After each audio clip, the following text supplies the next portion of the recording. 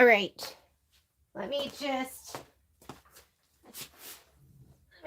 get a couple more things ready. Here we go. Good morning. Good morning. All right. And I'm going to just pop on my computer too so I can see comments. All righty. And then we'll go ahead and get started. And we'll start.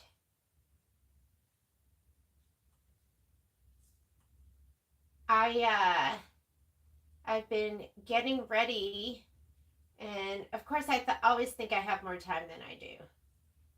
Let's see. My old eyes can't see my screen. Let me turn up my brightness. And I just restarted everything so I wouldn't have any problems.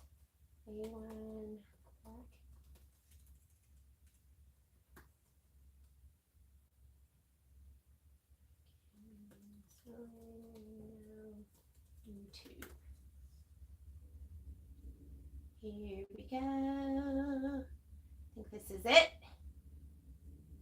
Hopefully. Live stream offline. That's not what I want. This is my page. The struggle is real. Here we go. Let me turn on live chat. And there you are. Good morning. Can you guys hear me? Just give me, I can hear you because I'm using my headset. Good morning. Okay. We're going to go ahead and get started. I was just thinking about this because normally I can prep everything. We're going to be able to cut everything, but I'm not sure what we're going to be putting.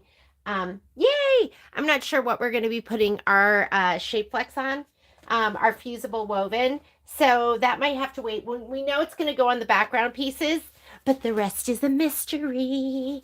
So isn't that exciting? You know what I wanted to do before, because I literally thought I was going to come on, and I go, oh, I'm going to have so much time, then I'll just go ahead and do some housekeeping. But my wool mat's kind of nasty right now, so I'm going to go ahead. This is like a wool mat cleaner, and I just wanted to, okay, you want to know, I've used this on my rug upstairs. I've used it on the couch. I kind of have used it on everything. Can't really do anything about the burn marks that I have in my wool mat. I've had this wool mat for probably, years now, and I've never flipped it over, and I'm thinking, oh, maybe I'll flip it over and then it'll be like new again. But every once in a while you want to just kind of clean it up and just get the ick off. So here's like an icky layer of junk. Okay, that's good enough for me. If you are doing this, some of you are just joining in to check it out, but this is the fabric kit that you'll get from our store. We have two different fabric kits. One of them has no background fabric, which is the one I selected because if you know me, I like to do a scrappy back. And so I use whatever's left over from this kit, I will sew it all together so I don't have a bunch of leftover stuff. So all that I have here is, this is your backing, the pretty petals, that's the accrue, and I have enough for the binding. So if you don't have backing, you have a 15-inch piece for your binding. If you bought the backing, you'll have 2 yards of this, which will be for your binding and for your backing. So that's the difference between the two kits. We are cutting more kits. So we'll have another grouping of kits to go this week, and then we'll have another grouping next week. So if you did wait, you're going to get it. You might get it. You'll probably get it this week, most of you. And then if you just ordered it, you'll probably get it next week. They are sold out of the backing, but we don't need this until the very end. So you might get your kit, even though you selected backing, without the backing, and then we'll send it because we've got a whole year. So, but don't worry, we're going to get it out to you as quick as we can. I think we'll have some of them ready to go tomorrow. This is the first block, which is so sweet. It's just a ladybug block, and this is what it's going to look like. These are the colors right here. This one I did with Minky Kim fabric because I think I'm going to make 2 because I'm like, oh my God, a block a month? I can handle that. So does it include the fabric for the cute? Yes. Yes, this is an actual block from the quilt, so it's going to include the fabric. So if you're going to sew along with us on Friday, next Friday, the 13th, that's when we're going to do our first sew along. Then we're going to be cutting this right now. It's in here. And if not, you could just do, I mean, I just did this one for giggles. Because I was like, I'm going to do it twice. I don't want to do the same one twice. I was like, that's going to be boring. So I found a fat quarter bundle in my stuff, which is Minky Kim Bloomberry. So I'm going to use that. So this is going to be in your kit. I'm just looking to see if you had any other messages. Okay, so let's put those to the side. Other things you're going to need, you don't have to get the fabric kit. You can do whatever fabrics you want. There's the embellishment kit, which is this so cute? I mean, I had somebody who just looked at the bag and was like, I want it. It's like the cutest. And see how it has that flips up? So it fits a lot in here because it's kind of boxed. So this is going to be the embellishment kit for the whole year. This is the fabric kit for the whole year. So that's really nice because I'm not going to be cutting and shipping you stuff all year. You're going to get this. You might get your backing fabric a little bit later. And then there is a thread kit. So you can buy the thread kit a la carte. So you can buy individual threads if you already have these colors. Or you can buy it in the plastic container.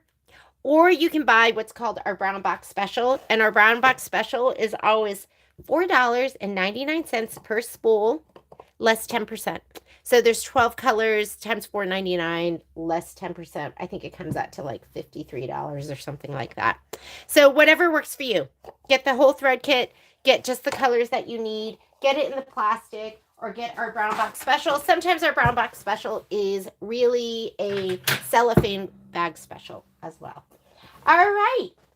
This is how I prep. If you're new to me, I kind of do the same thing every single time. And we don't have all of our instructions, but what you do have is you have your cut list right here. So this is our cut list, and these are our cutting instructions, which shows us how to lay them down. So I'm not going to cut these. See these? I won't cut because I will cut my binding strips.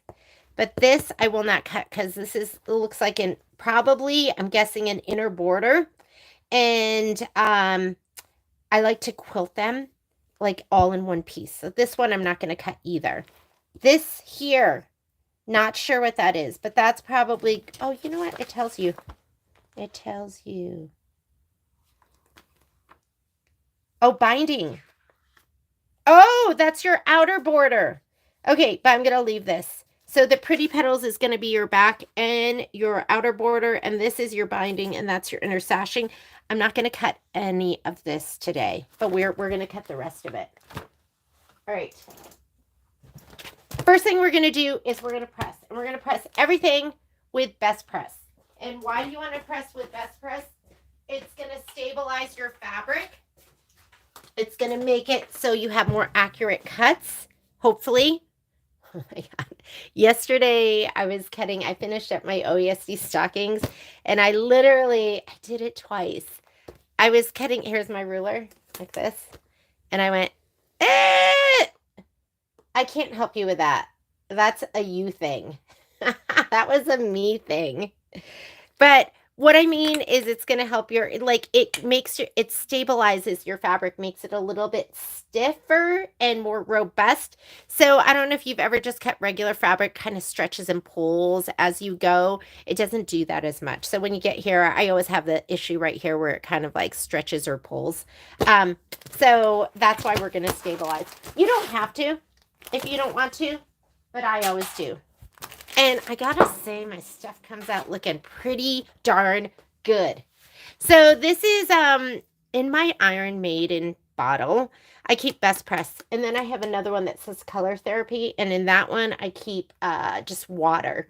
And then I have one more that's a mix of Best Press and Terreal Magic when I really need, like, I really want to beef it up. So let's open her up and let's get started. I'm going to heat up my iron. So my favorite iron is my Panasonic 350. I just love that thing. But when I am covering large amounts of area, my Aliso is the one I love.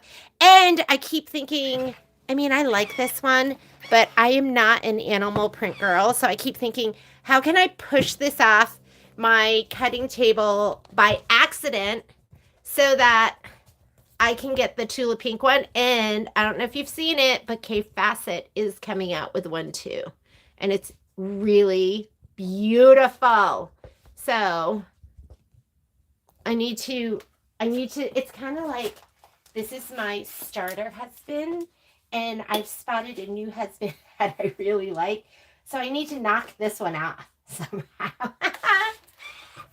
I'm just kidding. Of course, I'm just kidding. All right. I have my forever husband. It's my starter iron. I love it, but I really want, because I think if I was using the Tula Pink, I would feel more beautiful. I feel a little like racy with this one. Okay, I'm gonna go ahead and turn up my heat. Take out my fabric. And let's get started. Okay. Your kit will come with your fat quarters together, your fat eighths, your fat 16ths, and the gals make them gorgeous. I'm like, all your selvages to one side, straight edge on one side. They know how picky I am. There we go. These are going to be inner borders binding. I'm just going to take this and put it to the side. And then I'm like, show as much fabric as you can. Make it beautiful. So that's what we do at our store. It's all made with love. How was everyone's Thanksgiving? Did everyone have the best time ever? This is going to be for cutting. I like to have an array of rulers, but maybe I should take this and put it out of the way. Hang on. Miss Poppers is asking to go out. She was up this morning at 4 o'clock. It's hard for me not to want to give her back when she's up at 4. We can't figure it out. We've been struggling with her. We're exhausted. I feel like I have a newborn. And I don't want a newborn. Okay, I like to lay them all out.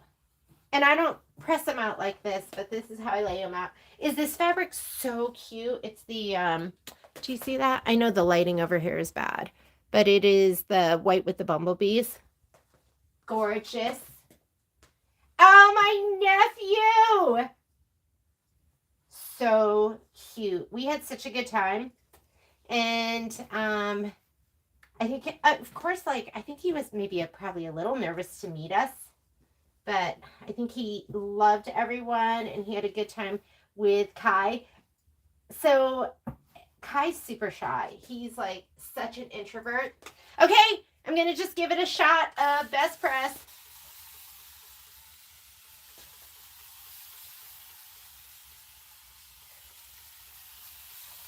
You're not saturating it. You'll notice some areas that'll darker. That's good. He was just so cute, and it was so sweet to see him, and he's a good boy.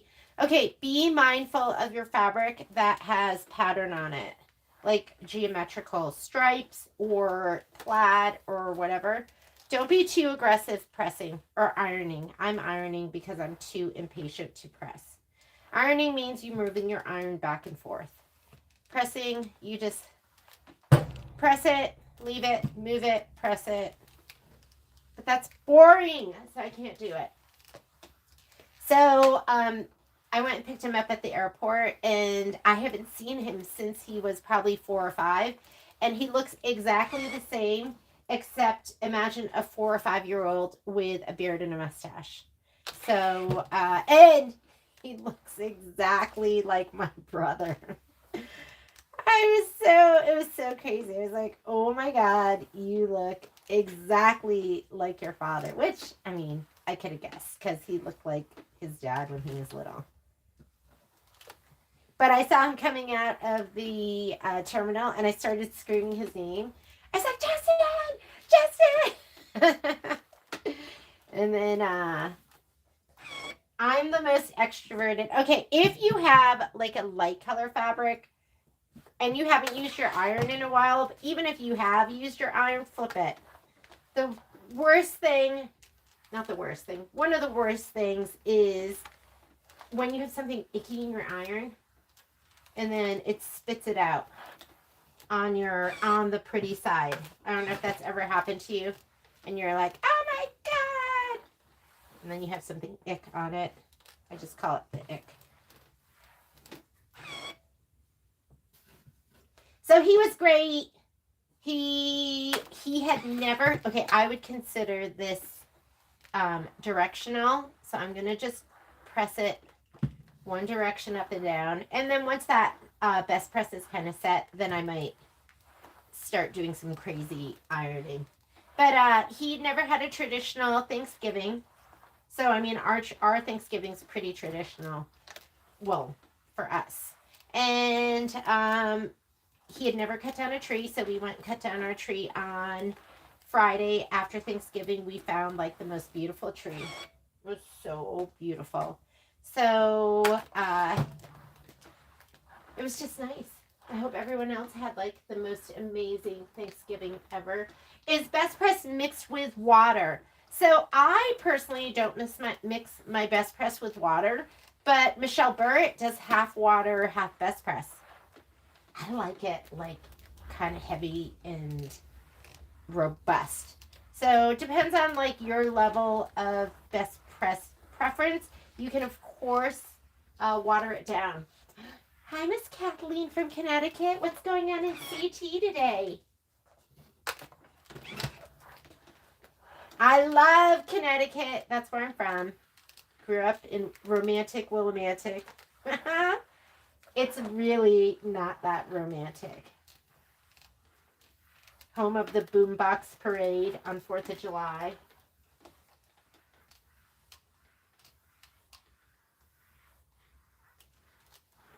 Oh my God. I'll have to take a picture and I'll post it of the tree because it is really beautiful. And then Patrick calls me Scrooge.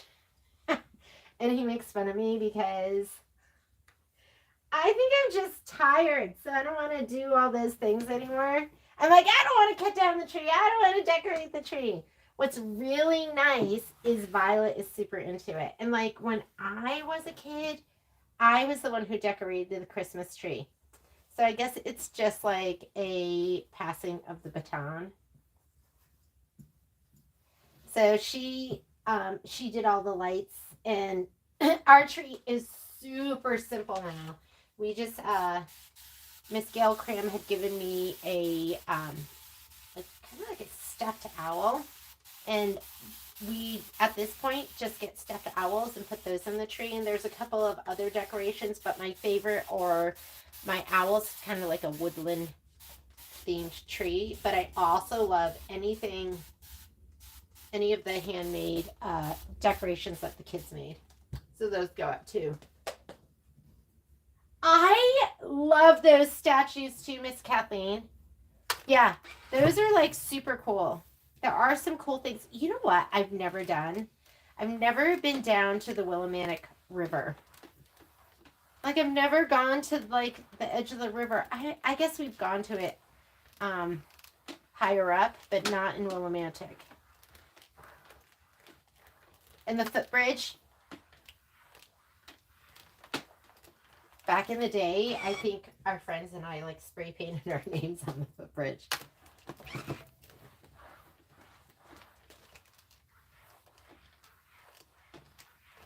We went and got our spray paint at Benny's. Do you remember Benny's?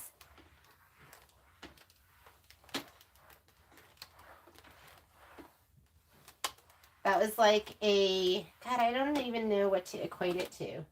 Like before there was, I mean, they just had a little bit of everything.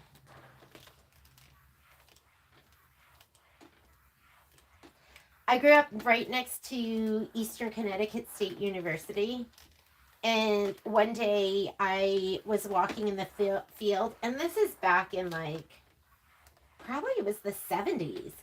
I found a $20 bill in the grass. Do you know how like huge that was? I took that $20 bill and I went down to Benny's and bought a Barbie doll.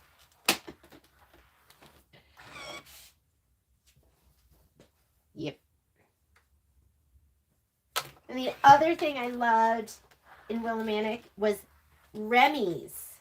So right next to Benny's was Remy's, and it was like a candy shop where you could go and get like you go and get like sandwiches too. I think they served food, but they sold candy, and it was like a penny for a piece of candy, and you could go get Swedish fish, which is kind of gross if you think about it, right? It wasn't, I can't even remember it like being in a bag or anything, but you could go and buy Swedish fish, and I can't even remember what else, but they had all sorts of candy there. This is, I don't know if this is royal ice. Looks like royal icing to me. Doesn't have a front or a back. What's going on with your order, Miss Cindy? Was there something? Hopefully nothing was missing. We'll get it taken care of though.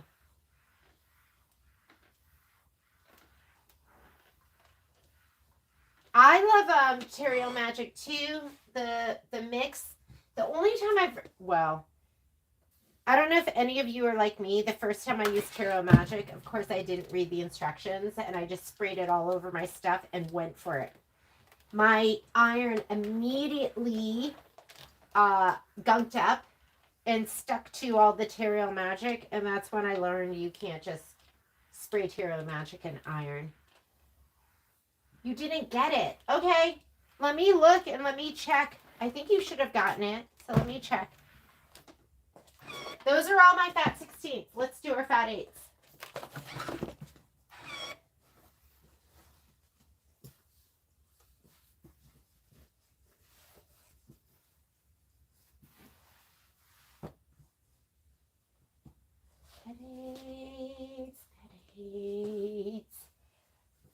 Is that the family tradition, Rebecca? The Macy's windows? I've never done it in Chicago. I've done Macy windows in New York City. The first Christmas Patrick and I were together, he took me to go see the Christmas Spectacular with the Rockettes in New York City. Isn't he romantic? I'd never done anything like that. I think it was like one of the things that he did with his parents though growing up. And then we went and saw, I'd never done the, I'd never like gone and looked at the windows or Rockefeller Center or any of that at Christmas. So we did all of that together.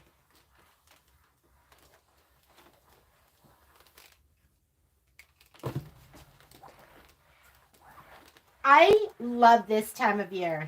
I have started listening to Christmas music. If you get lucky, I might sing something for you. I'm sorry. I guess that would be if you get unlucky.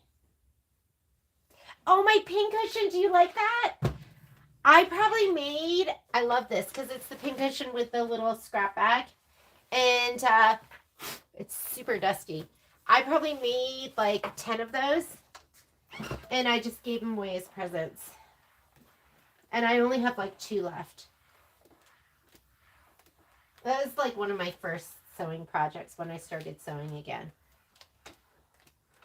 See how much stretch? Can you see how uneven this is on this edge? I don't know if you can. But there's like a lot of pushing and pulling that you get with your fabric. So you do want to be kind of careful with it. This one I should have, it'll be fine. Good morning, Anna. What's going on, in Alaska. How cold is it there? It is cold in Reno. We are having an inversion, which I had never heard of before. I don't think you get them in Connecticut. And it's where, like, it will be colder here than up in Truckee. Like, up in the mountains will be warmer. It pushes all the cold air down and all the pollution, and it's disgusting. So that's what's going on here. But it's been cold, like, in the 20s when we get up.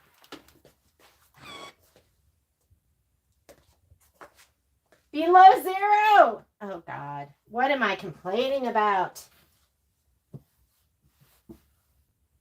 So one of our dreams is to have a place in, like, Idaho. We actually bought property because we couldn't afford a house.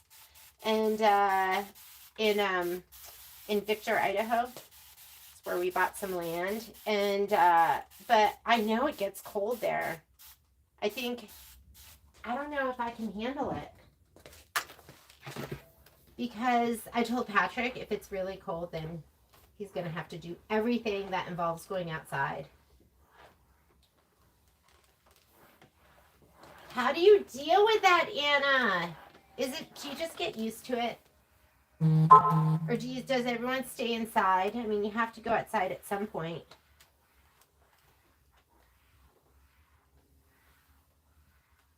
What is paganip, Anna? Anna Crew, I've never even heard of paganip. Is that like a flower? Teach me. Teach me the way of the paganip.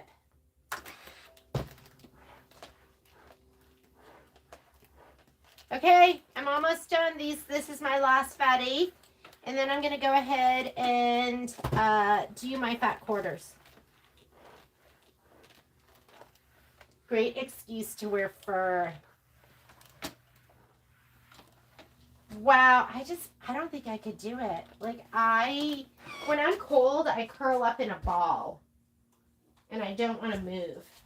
That's why Patrick does the dogs most of the time, because in the mornings, I don't operate well. Okay, this is tone on tone. Can you see that? Here, let's get closer. Tone on tone. So, see the flowers? The doodly flowers. Look at it carefully before you press. Oh, there. See how it's brighter on one side? So any of your tone on tones, like I said again, press on the wrong side. You just don't want to make it icky. Here we go. I'm going to spray all of these. Oh my God. I hear him.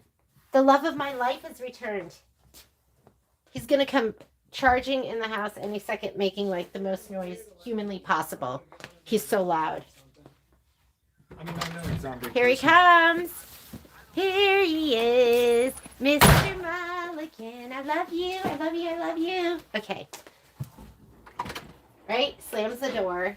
I'm like, can you please shut the door quietly when I'm filming? Nope. There's nothing quiet about that man.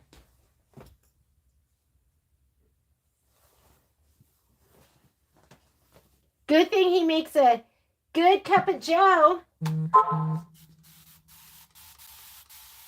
I'm thinking this might be, I don't know. I was thinking, looking at it going, I think this might be quick. And I don't think we're going to totally be able to do everything we normally do. Like, one of the things I've added to this spreadsheet is I'm going to spray all of this once, and then I'm just going to press it all at once. I don't know if that's going to work. Here, we'll do 3 at a time and see. So, I've added batting sizes to cut, right? Because that's nice to have all your batting cut all at once. Stripes. This is definitely directional. Press in the direction of your stripes.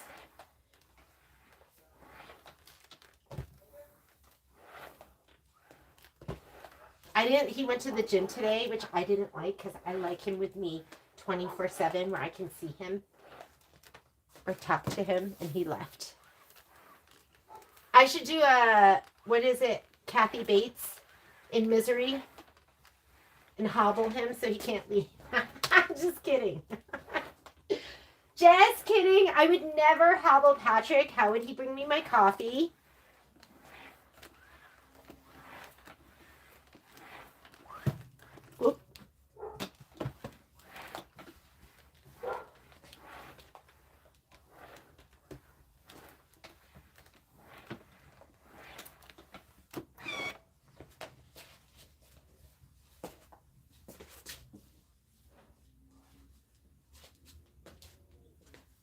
Right. But your batting cuts are for you, not trimming your batting, right? No, my batting, I cut my batting to size. So, and the size I cut it to is whatever size it says for the quilting design. And the reason I cut it to size is then you can skip steps. When you do the quilting, you can skip steps 2 and 3. You only do steps 1 and 4, and that might not make any sense to you. But, so I always cut it to size.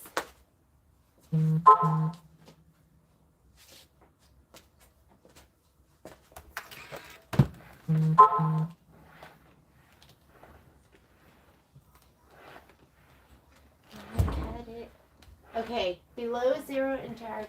Oh, thank you to Alaska. A lot of frost on the plants. Oh, I didn't know. I didn't know Fallon was famous for that. Does it just make it look so beautiful? Like more beautiful than anywhere else? 3 down. Yeah, I don't know how I would do with like the dark either. I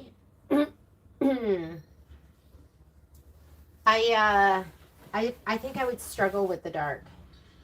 I'm going to start from here and go down.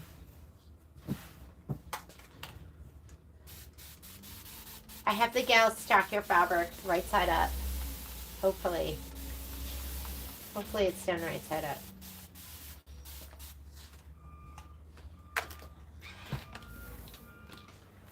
Yeah, because I love the sunlight, and then when it's time for bed, I love the dark. So I imagine it must be nice sometimes to have it like light for so long, because it does get dark early.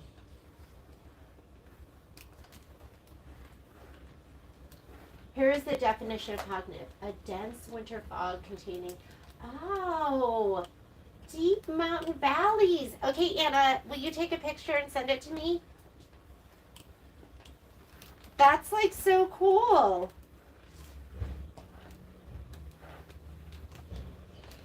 I did not know it had a name. Yeah, so you won't have that everywhere.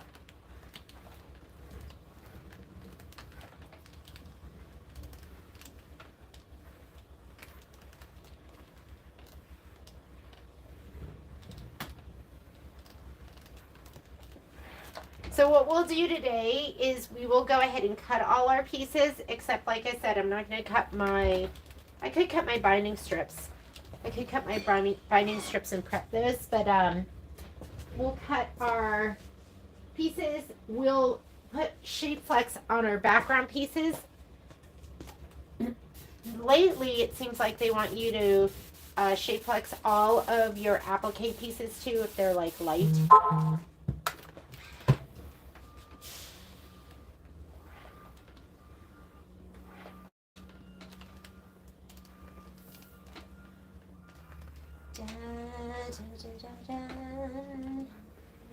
Are some of you still people that iron and press everything?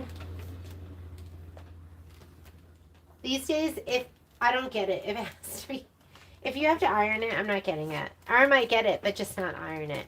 I'm okay with wrinkles. My life's too busy to iron and press.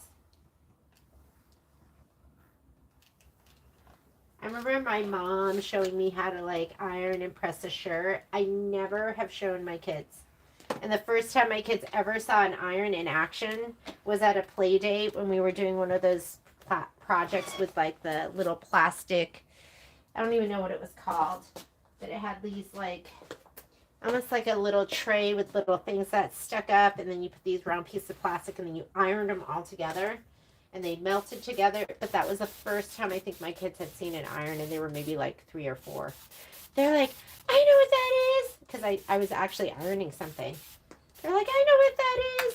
We use that. But they really didn't know what it was, because they didn't know it was for ironing clothing.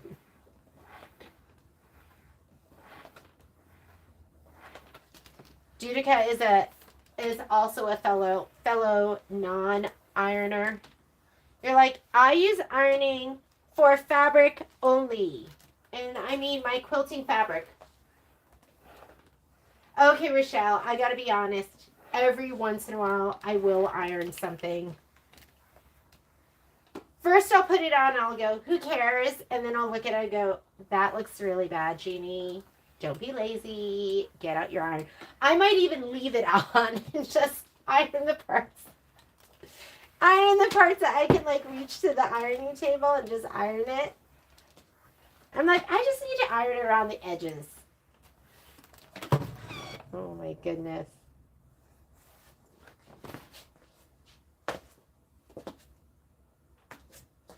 Two more. Oh my God, Cindy. I bet you look so awesome all the time. And not a big wrinkly mess like me and Judica. But come on. I don't need to iron my sweatpants.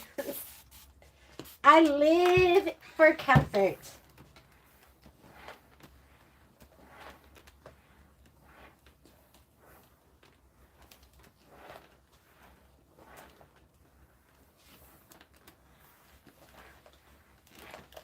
Everything used to be so formal too, right?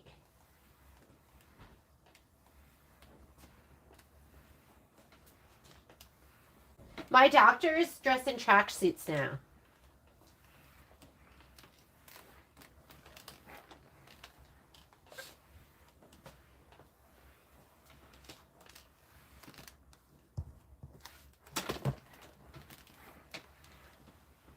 All right. You're just pressing until it's dry. And I'm just touching the spot right here that's not. Just right here.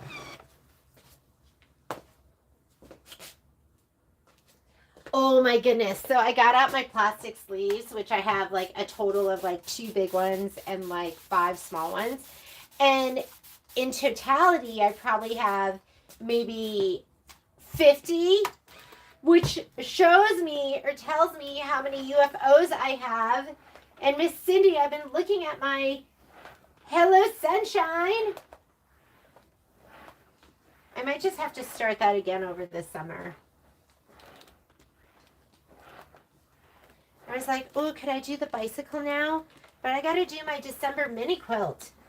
I haven't even done my September, October, November ones. I prepped September and October. I should prep November and December. They're not that hard and they don't take that long. But I have to show you, I did finish my Christmas stockings last night, yesterday, and they are so ridiculously cute. Okay, fabric is pressed. Let's cut. So when you're cutting, you want number 1, an array of rulers, which I have over here. If I can use my Stripology, I always try to use my Stripology because you can clean up the left and right side without having to flip everything. I have a smaller cutting mat that I like to have out. I put it away this morning. Oh, here it is. So I have my, whoops, smaller cutting mat as well as my rotating mat. I'm going to try my Kimberbell one today. Let's give it a go. So I used it in the demo video. Let's talk about the demo video for December. December's demo video because there's like 500 views. So my my video for the Wallflower, because I had to film it twice. I'm just going to put this here. And this is the new Kimberbell one. I'm going to work with this one today. Just see how we like it. And you can get a real demo of it in action. So I just like anything that spins really well. And this spins pretty well. I'm not feeling... What I don't like are dead spots in the corner where it spins and then you're like really pushing it through and it's pretty smooth. The other thing you might be able to do is put some silicone on it. I think Michelle said she does that for something. I'm not even sure what, but she does that. So let's go get our cut list. Let's start with our fat 16ths. And I'm going to get you over here. Now I have an array of cutting tools. So my blades, I haven't changed my blades in a long time. I've been using these. These are the Martelli, and I've really been enjoying them. So I'm going to go ahead and use that today. Is there any difference? To get it going, you just kind of roll it, and that'll get it uncovered, and then you push this back when you're not using it to protect it. But just do that. One finger here, ergonomic. Okay? Let's look at our book first. Are the stockings a good size to use, or are they more decorative? They are totally a good size to use. Where are they? I gotta show them to you because I was over the moon. I know we're doing a Wallflower Quilt sew along. All right. How cute is that? And I pom-pommed it. I went through and got out my trim. And I was so in love with it. So in love. I think these are like, what are these? 15 inches. So from the toe up to here, 15 inches. There's the Santa. There's the poinsettia. It's just beautiful. I did this with Fairy Frost. Oh my God. This one. How cute is this? And I found some really fun trim. You can't see it, but I used Fairy Frost in here, and it's really sparkly for the little bird. And this one, if you want to do one and you want if you've never done a tiling scene, this would be a great way to start. Easiest, second easiest. I mean, and I'm talking about stitches. Least amount of stitches, next least amount of stitches. I know it would be, you would think it would be this, then the Santa, and then the poinsettia. But let me get these out of the way because this is not what we're working on. But these brought me such joy. I can't even tell you. I just look at them and they make me so happy. And the whole project was so much fun to do. Okay, back to this. Let's talk about the video. So I filmed a video. I think Patrick and I put it up yesterday or the day before. What I realized as I was doing that video is that this, the ladybug block was the perfect project for me to do the December demo video, which it's really hard for me to find time. So in the video, this block, I demoed the snips, the applique scissors. Hang on just a second. Oh my God, did you just bring me food? I just brought you breakfast. It'll be oh my better God, than look at what Patrick brought me. Pomegranate eggs. He's so sweet. All right.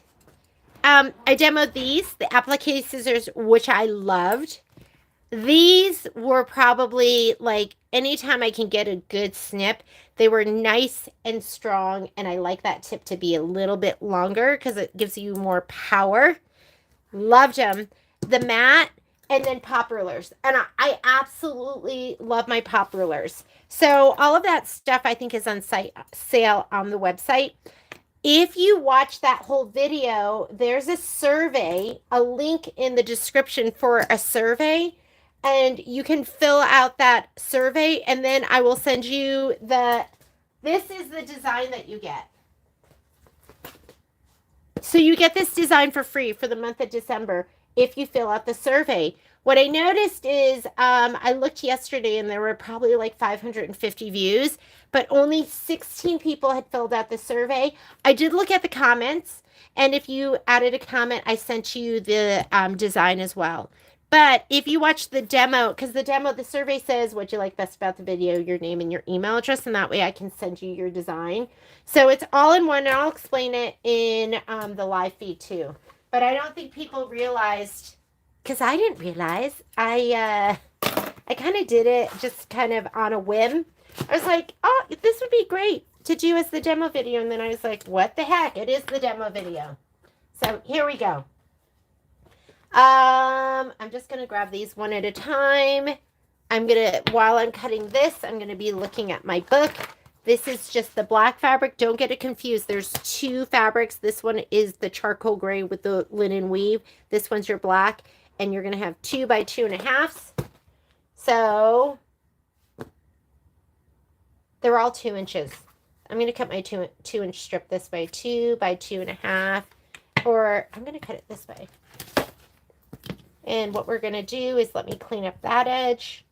Oops, need the bigger one. That one's not quite big enough.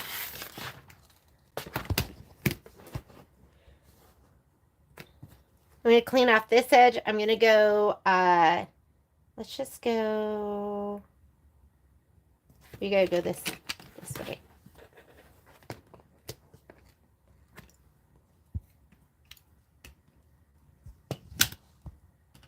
Oops, got to get it on the 0.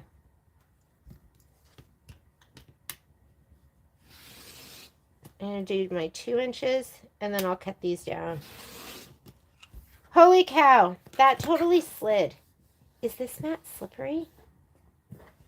Hang on. You have lots of this, so don't worry about it, but no, it shouldn't slide. I just don't want it to be inaccurate.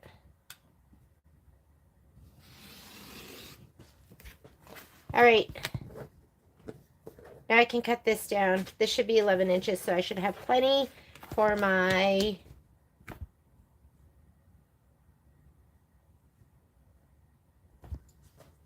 so I need 2 that are 2 inches, and I need 2. Oh no, they're all 2.5. So 2.5, 5, 7.5, and 10.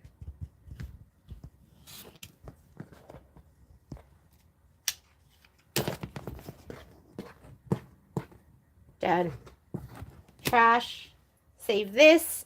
This will become part of my back. I have 2 interesting cuts there, so that's good. Okay. Oh, thank you, Dwani. Hopefully it was okay. All right, next.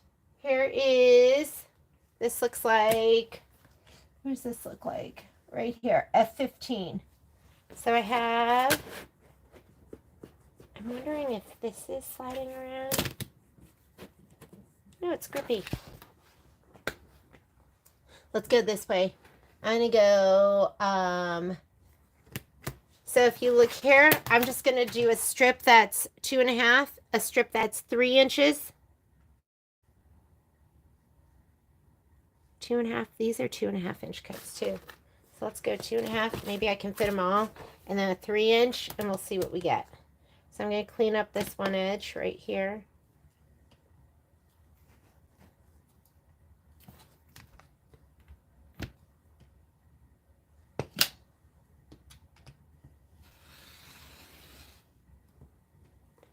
Two and a half, 3 inches, 2.5, so that's 5.5. Might have to do some math, right? So that was 2.5. 1, 2, 3, 5.5. Let's cut these down first, see what I can fit on here. That is gonna be, whoops.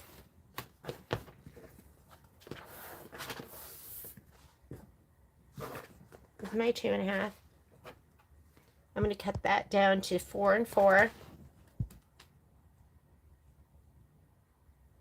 I'm going to clean up this edge. 4, 8, 8, and do I have enough for one of those 2.5-inch cuts? I do, 10.5. There we go. So I got my 2.5 by 4, 2.5 by 4, and I got one of my 2.5 by 2.5s. Okay. How about my 3-incher right here? This one needs to go 3, 3, 2.5. Okay. We're going to clean up this edge. Line up one of your lines with the edge of the fabric. Clean up one side.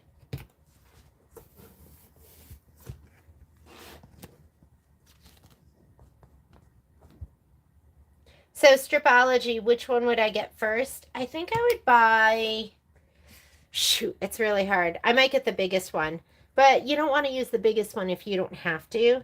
So I've got a 3-inch. I've got another 3-inch. So now we're at 6. I've got a 2.5 inch, so that's 8.5. And I need another 2.5 inch, which I don't have. I need to go to the 11. Okay, but that's okay. Put this back here, throw this away. And then this one, I need another 3, 2.5. I need another 3 inch, or actually, let's make this 2.5 inches. Because if you do 2.5 inches, I can cut it down.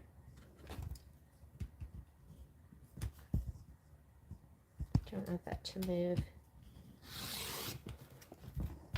I'm going to throw that away. Cut this one down. I need one more 2.5 by 3. And one more 2.5 by 2.5. Okay, 3. And 5.5, which is a 2.5 by 2.5. And then I'm done. Okay. This I saved for the back.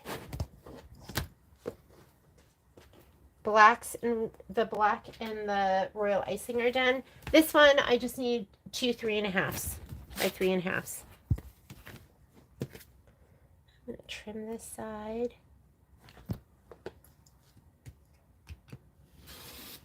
We want 3.5.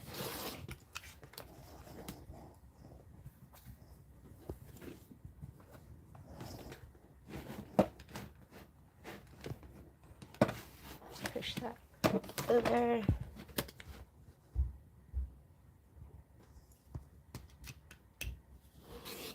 3.5, 7.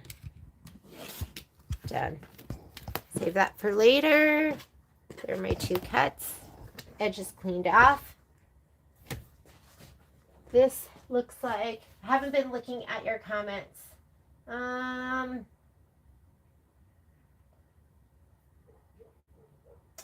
So there was a survey, so you kind of need to click on the survey. Maybe I'll show it in the video. Like if you can do that, that's best, because then we get a list at the end of the day. I'll do it every night and I'll look at the survey. But if you go to the Wallflower Quilt and just fill out the survey is what you're supposed to do.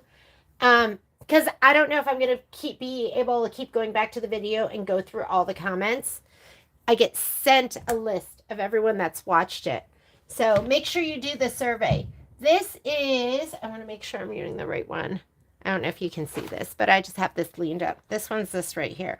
So I'm going to do 3.5 inch strip, and then I'll do a 3 inch strip. And I don't care if there's like some waste, because like I said, then they're cut up nice. They look all good, and I use them for my, I use them for the backing. So first strip I want is 3.5, and then I'm going to do I'll do a 2 inch. So this is 3.5. And then I'll do a 2 inch. 3.5, 5.5. For later, the 2 inch, I need 2 3 inch pieces. And I just hang it over a little bit here so I can clean off that edge. And there's a 3 inch, and there's a 6. So now I have my 2 2x3s. This, use it later. This, I've got to cut this down to 3.5 and 3.5. What this does is it makes it so you don't have to keep picking up your ruler, right? You just leave it there and cut in the slots. Here's my 2 3.5 by 3.5. Save that for later. Throw this away. All right. Little polka dots. Oh, look, they're all 2.5s. I'm going to cut it this way because I should be able to get 2.5 by 3.5. So that's 7. Yeah, I probably won't, but let's do this way. We'll cut. Okay. 3.5.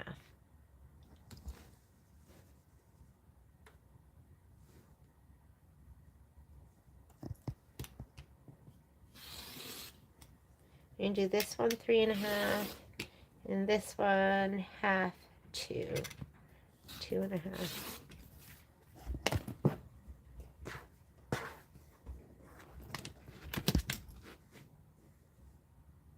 hang off a little bit if you can afford it, so you can clean off that edge. And here is my 2.5 and 5. Save this for later. 2.5, 2.5. And then these are the 3.5s. 3.5 and 7. Oh, did I do that right? I did that wrong. Okay, it was 3.5 by 2.5. So let's go 2.5.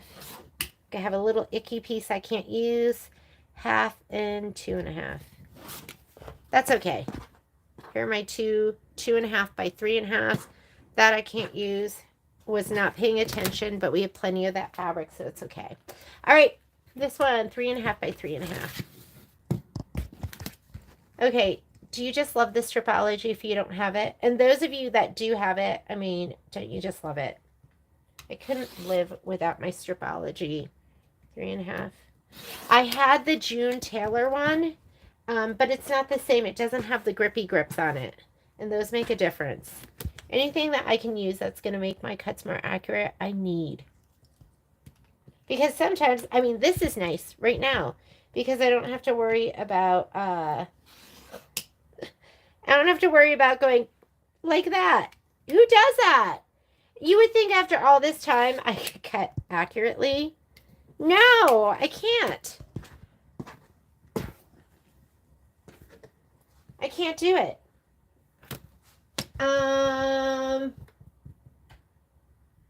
Yes. Yeah, I'd agree with Debbie. If you're going to get a stripology ruler, get the biggest one because you can use it for everything. However, then get the next biggest one. This isn't the biggest one. There's a bigger one. This is the original. And I would get those two first. Those are the ones I use the most. But sometimes I use the little itty bitty. Okay, this one. We have a 3" by 3.5". Okay, so I'm going to go ahead. I'm not really lining up right now. It doesn't make a difference. Okay, so 3". Yes.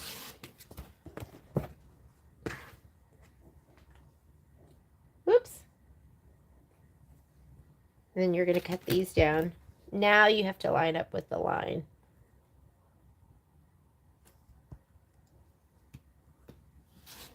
Okay. I did 3", so these are 3.5. What other things I love on here are the markings. Like you have the squares. If you're going to do 2.5 inches, I always go square. So if I'm cutting strips of binding strips that we will for classes or kits, I just go square, square, square, square. The stars are going to be 1.5 inch, so you don't have to do the math. You're just like star, star, star, star, which is really, really nice. Okay. Is that right? Yes. Thank goodness for extra fabric sometimes. Thank you, Miss Rebecca. We'll send out the design tonight. It's Patrick's job, although I did it last night. Okay, 3, 3, 2.5. So we're going to go ahead and go the long way. I got to put in that man to work. I'll be working like so hard and like he's watching TV. I'm like, excuse me. Hello. Can you please do this for me?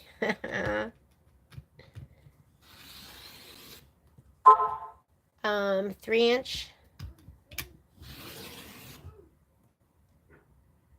And another 3".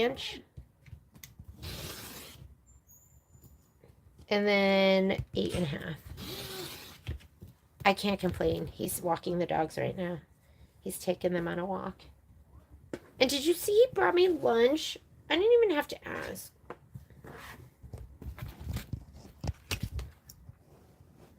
He's a good egg. Okay, so this is 4, 4, and 2.5. And again, I'm just looking at my instructions right here. I just did my 3" strip, my 3", and my 2.5, and now I'm just going to cut them down.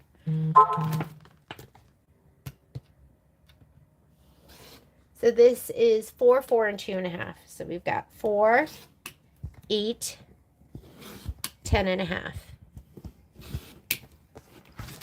4, 4.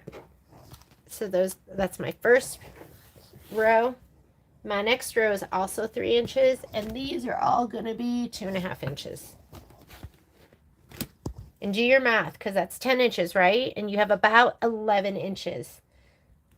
It's not always exactly 11 inches, and it might include the selvage, so you have to pay attention to that. Because that's how we get our bolts. We make it as close to that as possible. Remember, I'm doing 2.5 inches now. And so I am just going square, square, square, square. So don't even have to do the math. Square, square, and square.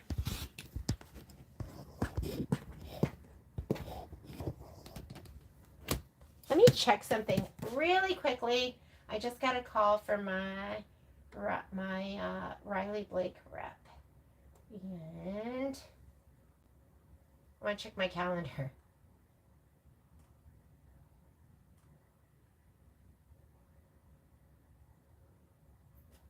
I don't see anything. Alrighty. Let's go ahead and get that out of the way. And then the last one. This one's a strip of 2.5, and we're cutting it down to 3, 3, 3.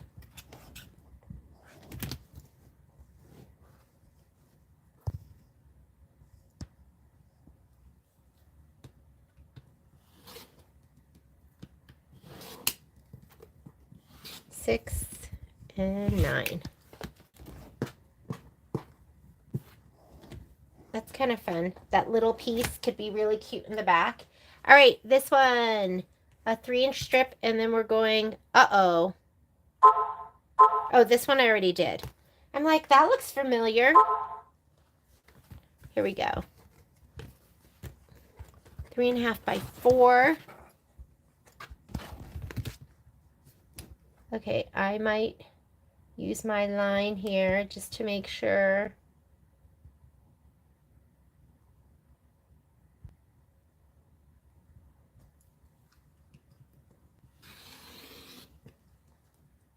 Three and a half, and then we're going to cut them down to 4s.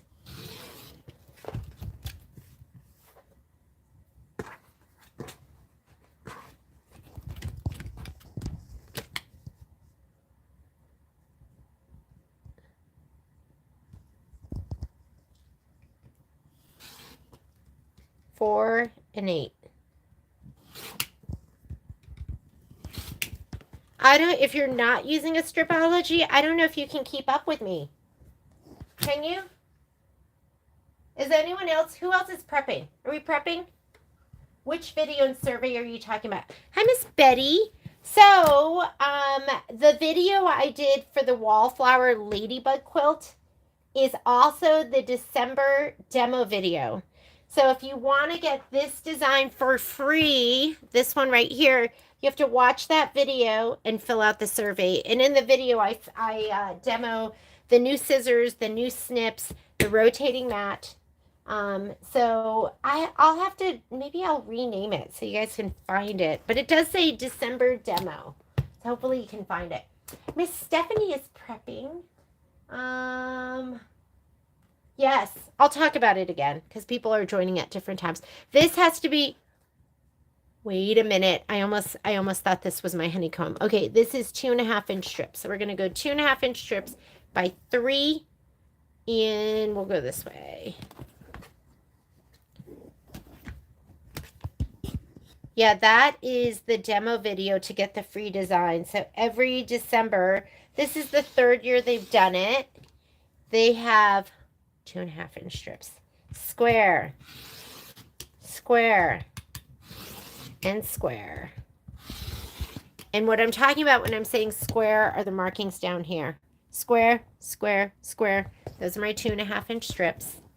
Now we're going to go ahead and we're going to do 3 inches. So I'm not going to even move this. I'm going to move this one out of the way. I'm going to just lay this down because everything should be lined up. I'm going to go with the bottom so I can square off that edge. Don't budge, make it budge, because we can do all of these all at once. Let's clean this up.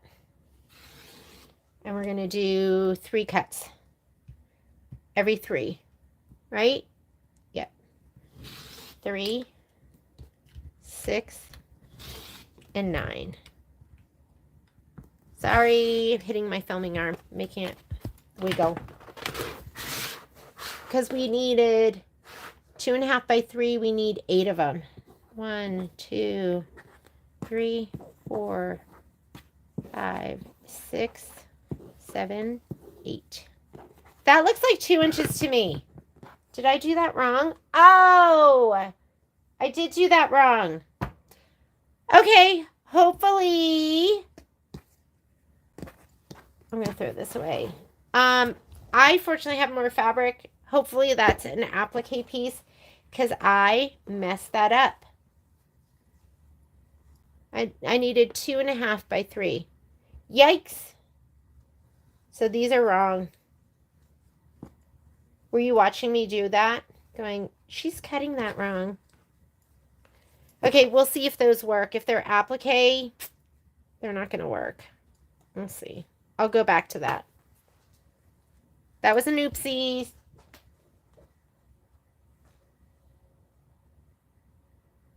Oh, yeah, take your time. Ooh, I'm so excited you're using your stripology. Hopefully it's making it easier, right? So I need 4.5. I'm going to go the long way. This should be 9 inches just in case you don't have the full 9. Let's just go this way and be sure you have it because you have 11 to work with. Sometimes when you press it, it makes the fabric shrink a little too. We're going to go 4.5.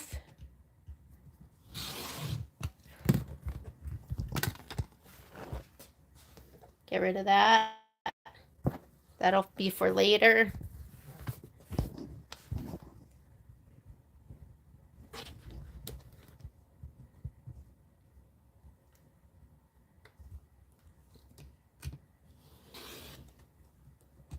Let's make sure before I cut. 4.5 by 4.5. Yes. 4.5 and 9. I'm going to turn this off for a minute so it's not like too hot over here. My iron. 4.5 by 4.5. Oh, I can't believe I did that with the bumblebees. Mad. Okay, 3.5 by 3.5. So you need 7 inches, so just go the short way.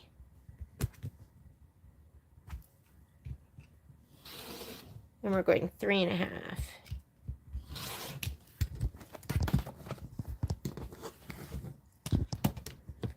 This is nice because you don't have to line up with the lines in your cutting mat. You don't have to line up with, like, pick up your ruler and keep moving it. You still have to line up sometimes, right? Like I'm lining up with one of those. I prefer the white line because the white line is thinner than the black line. 3.5, 3.5. Garbage ends. Scrap for later. Oh, guess what we just did? We just did all our fat 16ths. Let's do this. This is our fabric scrap. We always cut our fabric scraps in our store. We cut them 5 1/4 because sometimes the fabric shrinks a little and I hate that. Sometimes you don't have enough. So you should have enough with this. And I'm going to cut my 3-inch first. There's not a lot of extra, so I wouldn't be trimming too much off the ends. I'm going to go for my 3-inch first.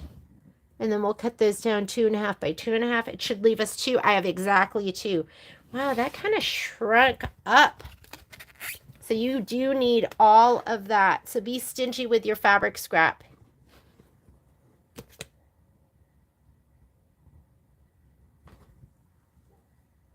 Okay, 2.5. And 2.5. And I don't know if you've noticed, but I've just noticed that my my fabric scraps, or my fabric usually shrinks more in one direction than the other. This is 2-inch and you want 2 1.5-inch pieces. I can hang this over the edge because we need 1.5 and 1.5. Star. 1.5, 1.5. be mindful of how much fabric you have with those. And if they're applique pieces, it's not going to make a difference, but just in case they're not, because we don't know. Okay, this is directional. So look at your instructions, and it doesn't matter because it just wants 2-inch squares, right?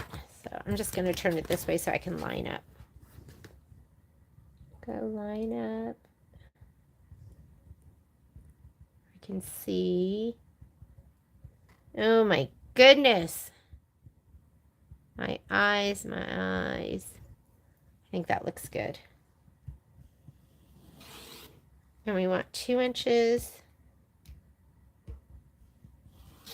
You know what I did? I think I did with the other one. I think I lined up, I don't know what I did with the 1/2 inch. I don't know what happened. How did I mess that up? I'm mad at myself. Okay, I'm hoping it doesn't make a difference, but for me, I can just go to the store and get more fabric. 2, 4, 2, 4. Throw those ickies away. This is good for the back. All right. Hi, Miss Cecily. Good to see you, lady. Okay, I'm going to get my 8s. So we just did all the fat 16ths, and I made only one mistake, hopefully. Hopefully, but we don't know for sure. I'm going to take a bite of my English muffin. Hang on, I'm taking off my headset.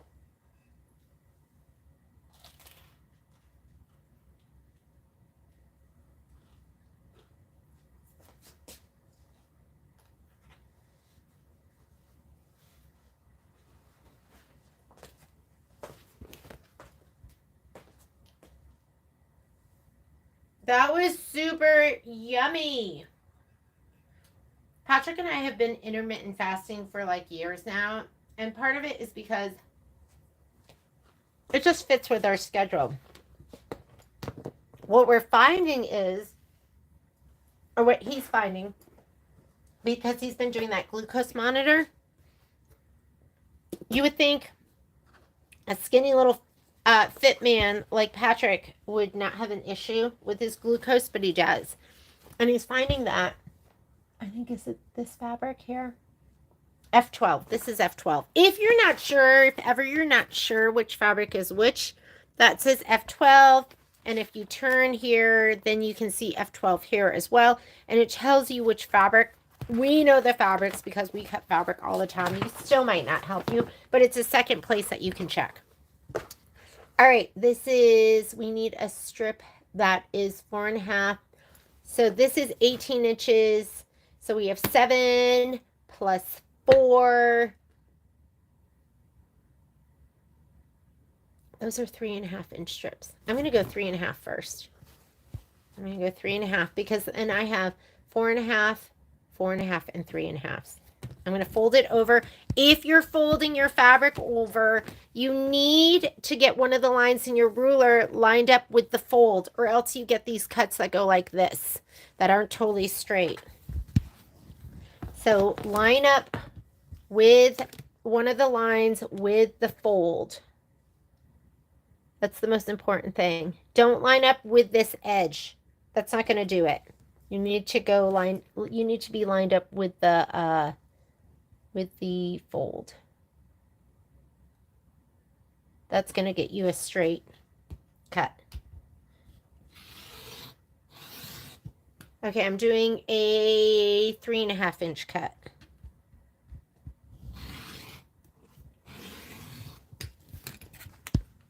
And now I'm going to cut that 3.5, 4.5, 4.5, and 3.5, 3.5. So there's 2 of each of them. So I'm just going to line up with this. I'm going to leave it folded over. Cut off that icky edge.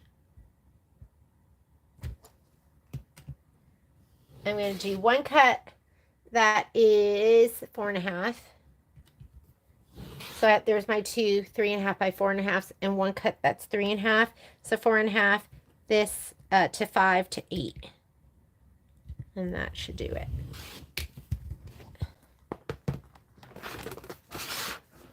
So this is my 4.5 by 3.5, my 2 3.5 by 3.5s, And then I need a 4x4.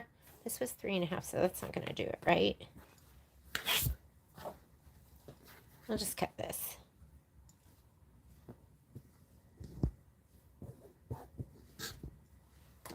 We need 4x4s.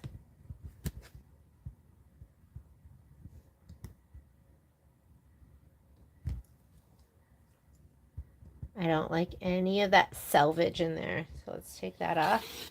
And 4-inch. I'm going to have a little bit of waste here, but that's okay. Why isn't this coming off? There we go. I'm going to cut this down to 4 inches.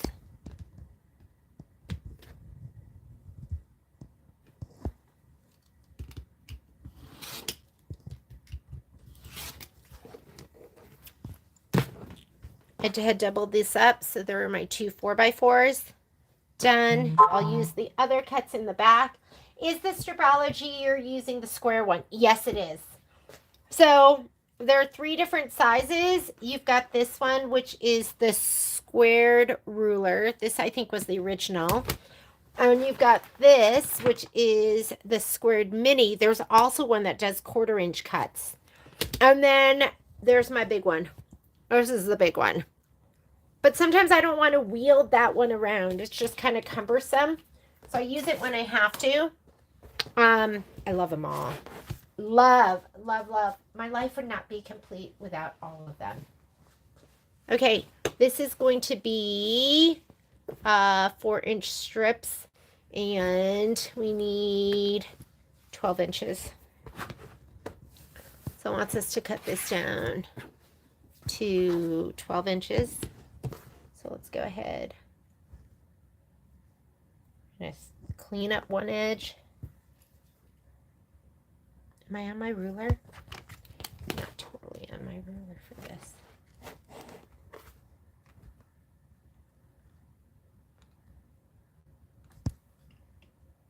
Whoop.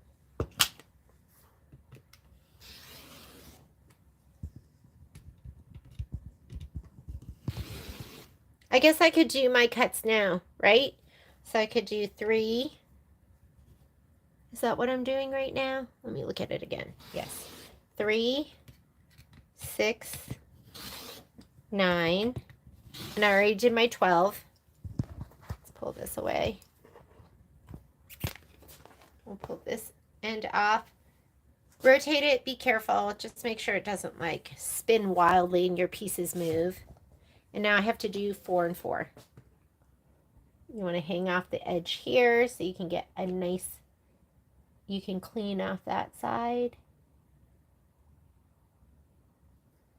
I gotta tell you, I like the white line better because it's thin and I can see it all the way. Okay. And 4. Am I doing that right? Let's look one more time. And 8.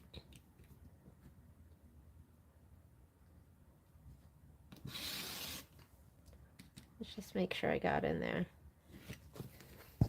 You can ruin a stripology by cutting into it like I have gotten a little wild with mine.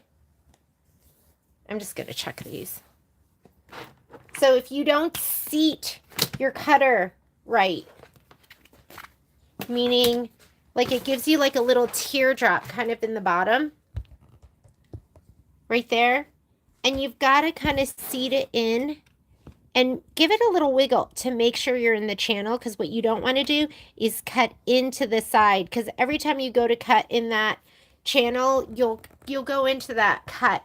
So put it in the teardrop down at the bottom and just make sure it's in the groove before you start cutting, or you can cut into the ruler and you don't want to do that. Okay. How do I know?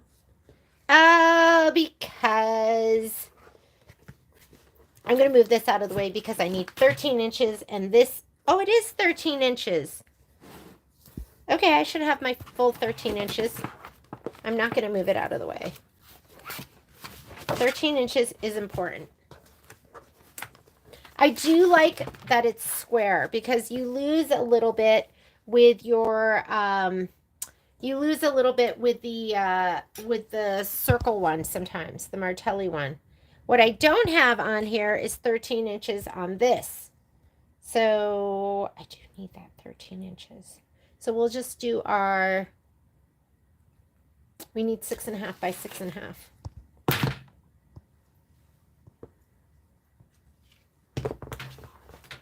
Big Stripology. It's your turn.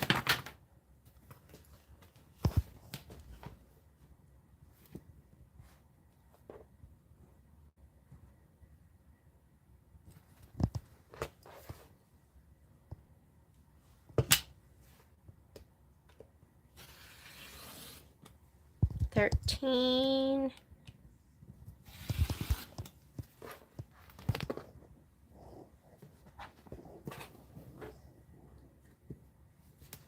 Six and a half.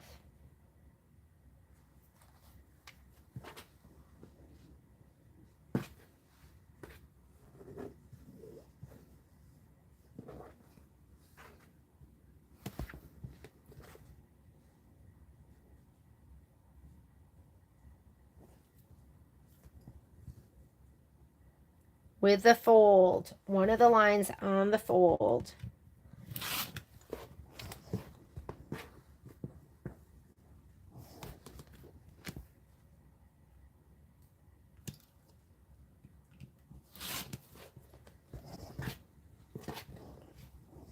Okay, next. Yellow polka dot. Same thing, 6.5 by 6.5.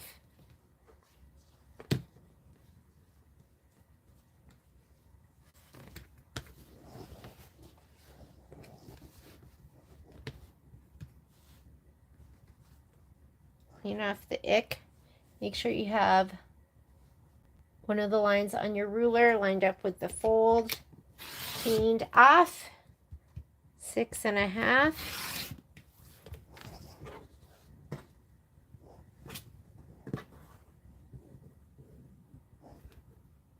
Oh, I have a big old selvage there, but just not on one side.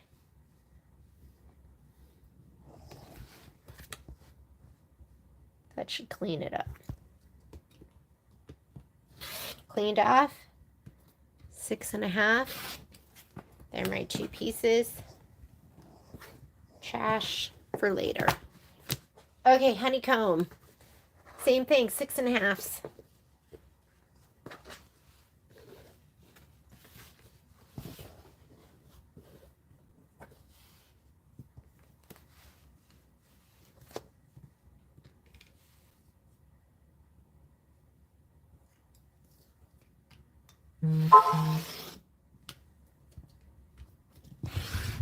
Ooh, got nervous. It had the cord. Cleaned up. Save for later. Swing it around. We're going to cut off that selvage and the icky edge.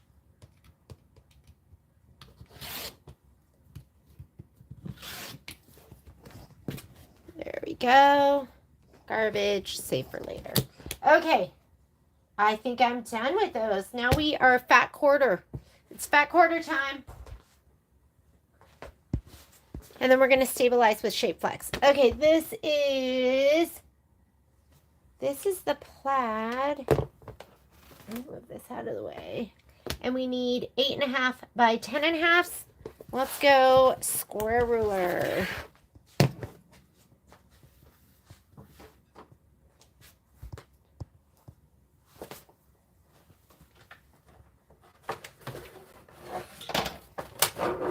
I'm going to treat myself to a ruler. I think I want to get the 10.5 by 10.5. But I use my 12.5 by 12.5 all the time. So we need 10.5 by 8.5. I'm going to just fold this over.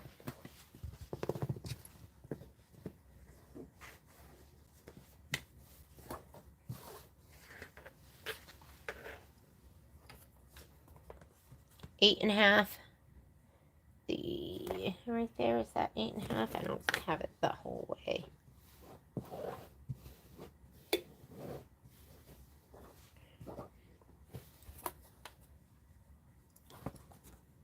There's my 8.5 and my 10.5. 8.5 by 10.5. That should fit.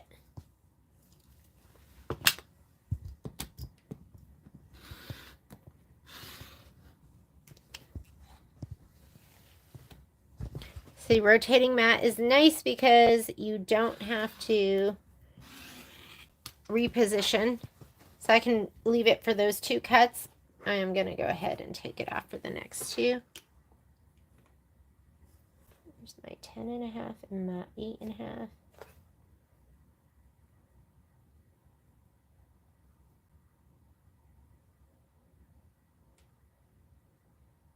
This is probably a background piece, so I probably don't have to be as oops. Did you see that? Did you see that? Hopefully you didn't see that.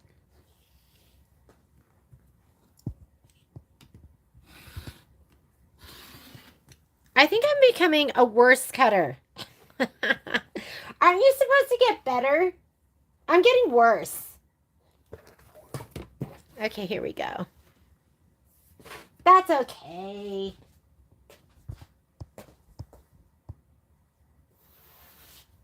All right, the peach fabric looks like 3-inch strips and then 6.5-inch strips. So 3 by 12, so that is 4 by 4, 16. This is 18, which makes me go, we should do our strips this way. 3, 3, and then we have plenty for the other. Yeah, I'm going this direction. Whoa, this is off. Let's clean up this edge.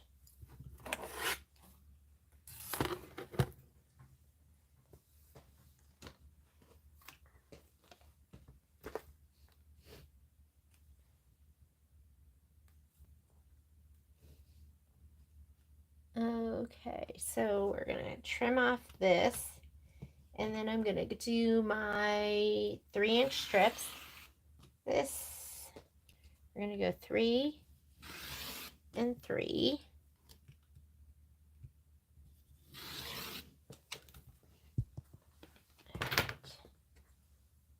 I'm gonna pull this to the side. Let's rotate this puppy. And now we need 4 and 4. This should be 8 inches. Let me see. Yes, I have my full 8 inches here.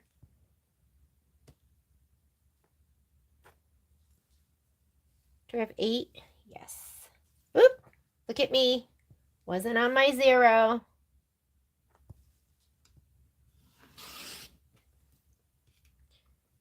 Four and 8.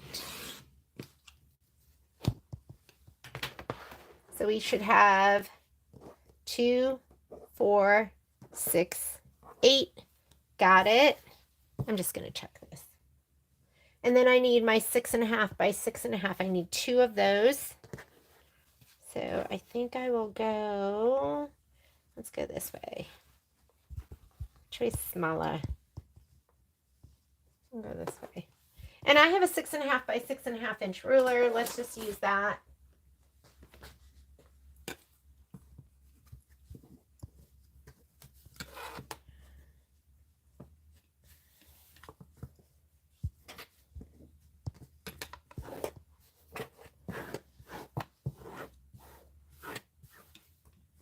There we go.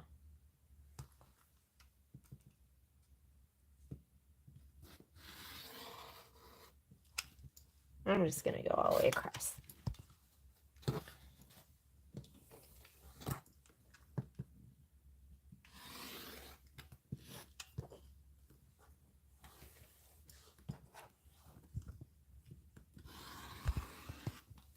The rotate's pretty good on this. I'm pleased. There are my 2 6.5 by 6.5s. Got them. This is the orange Sparkle Like You Mean It, and we need 10.5 by 8.5.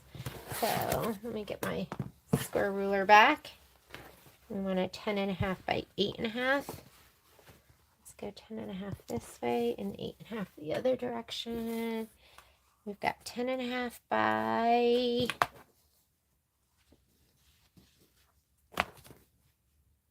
8.5.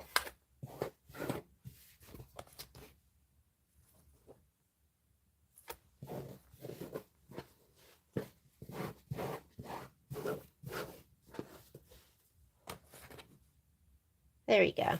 That looks good to me.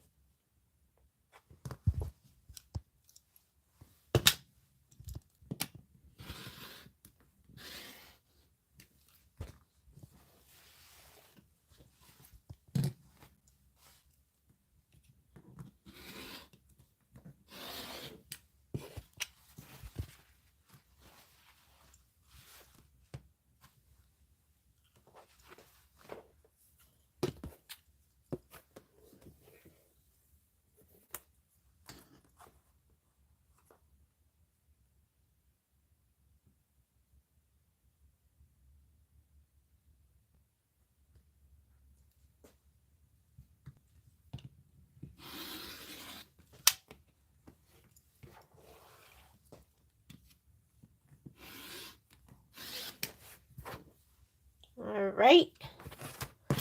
Done. Polka dot. What do we have here? 10.5 by 8.5. 2 of those. Let's get 2 of those. I love the markings on the Creative Grid. They just make sense to my brain. The block marks are 1/2 inches. The hole marks are white. They're in white and black, so that differentiates the two for me.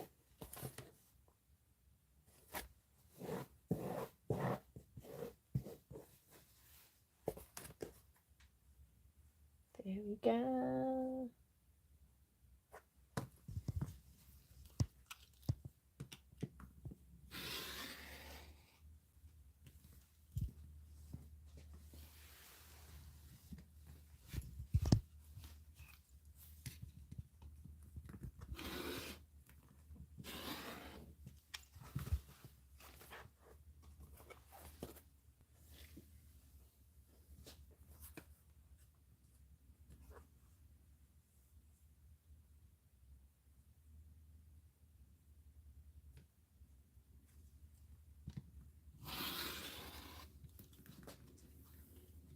Don't let go of the ruler. When you turn, it'll slide off. And then you're back to having to hold it down for every cut. Okay, there's those 2. Here's this, and it looks like we need 3.5 inches up. So 18. We should have that. Should be good. Okay, so I'm gonna measure this up. You're gonna put your stripology on your fold. Make sure you get it on the fold. That's important.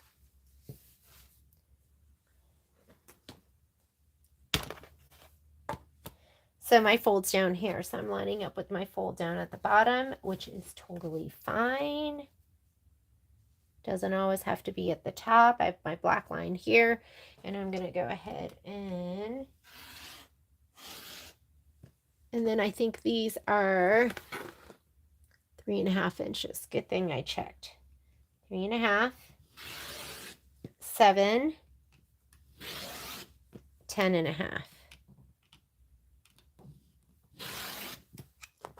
Okay. For later, you can leave it like this. And we need 6.5. You know there's selvage under there. I'm going to put it up here. 0 to 6.5, and then those are my 3 cuts. So we'll have 1/2 and 10. I'll move it over the tiniest bit. Actually, I'm going to open it up because I just want to make sure I don't have selvage.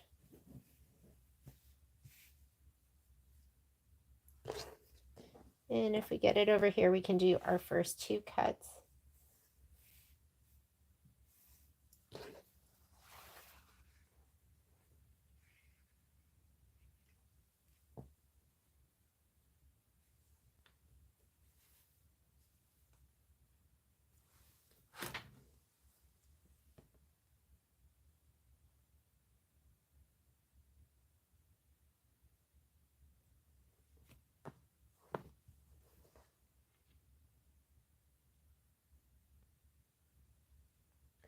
Take your time, don't rush.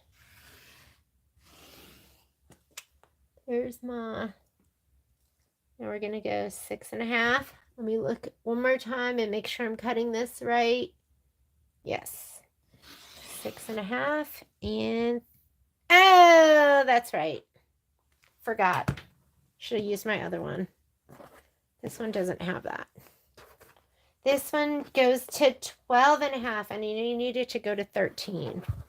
So we can do it with this next one. We can do it with the next one.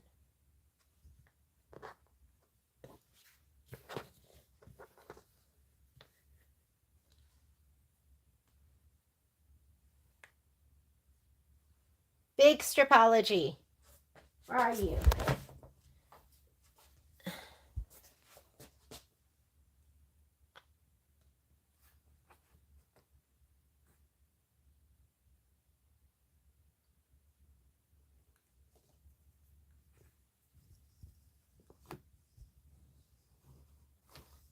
There's my 13. Let me clean this up because I don't have it totally lined up. There we go. Okay, 6.5 and 13. Oh, I had plenty of fabric. 6.5. There's the rest of mine. Did I need all of those? Let me see. Big Stripology. Get you out of the way. Yeah, I needed all of those. So you needed 9, and I should have 9 of those. Okay, here is my white on white doodle. White on white doodle. What do I need here? I need 2 10.5 by 8.5. I think this is going to be a pretty square quilt. 10.5 by 8.5. 2 of those. Square ruler, please. 8.5.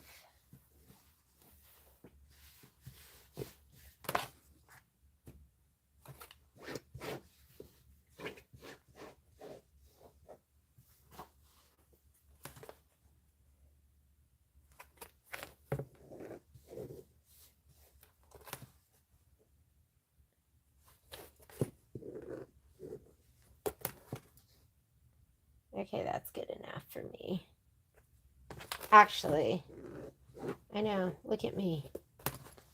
Stingy with my fabric.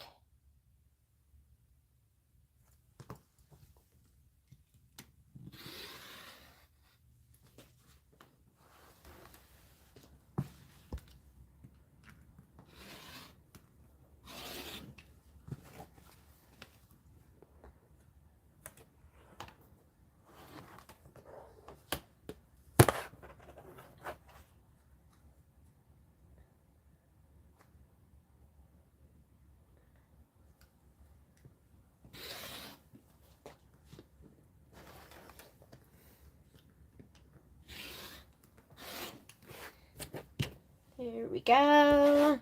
That one's done. And I have 2 more pieces. Here's this one. What do we have to do with that? Oh, 10.5. Oh, this one's going to have 10.5 by 8.5. But then it has some itty bitties, some 2 by 2s. It's Got some itty bitties. Haven't even looked at your comments.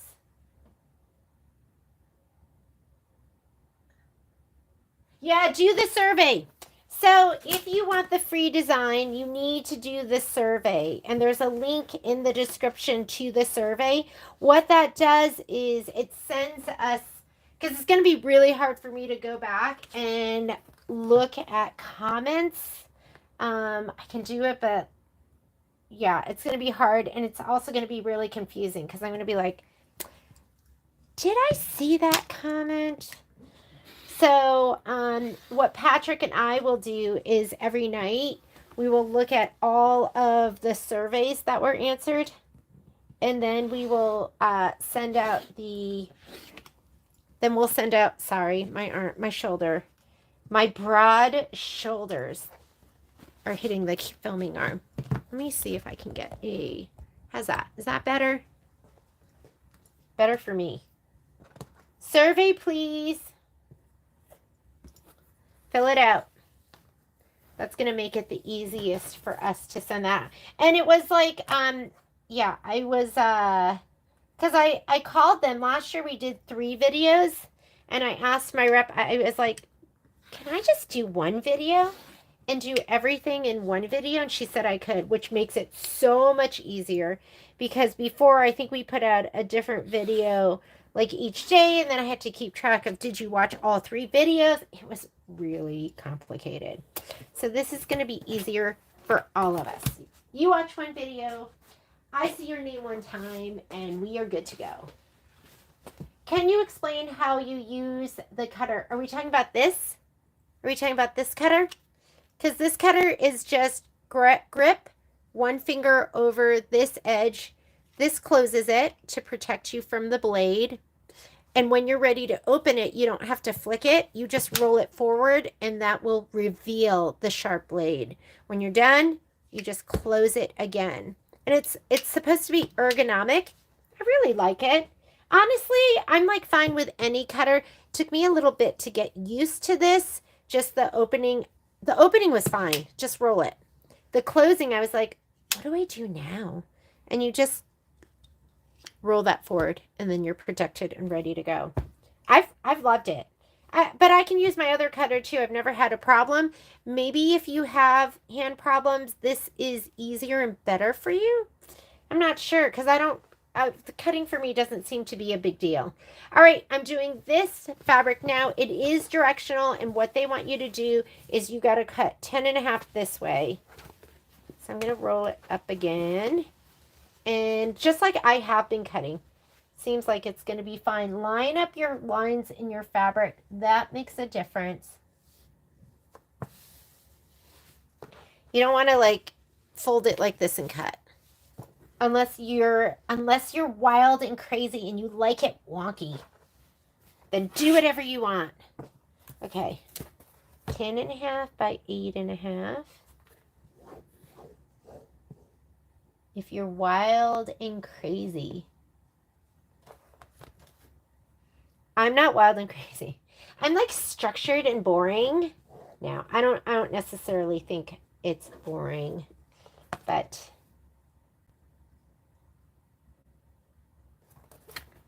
I'm sorry, I can't help myself. I'm like, save fabric, save fabric. And then the other part of my brain is just cut it. Save time, save time.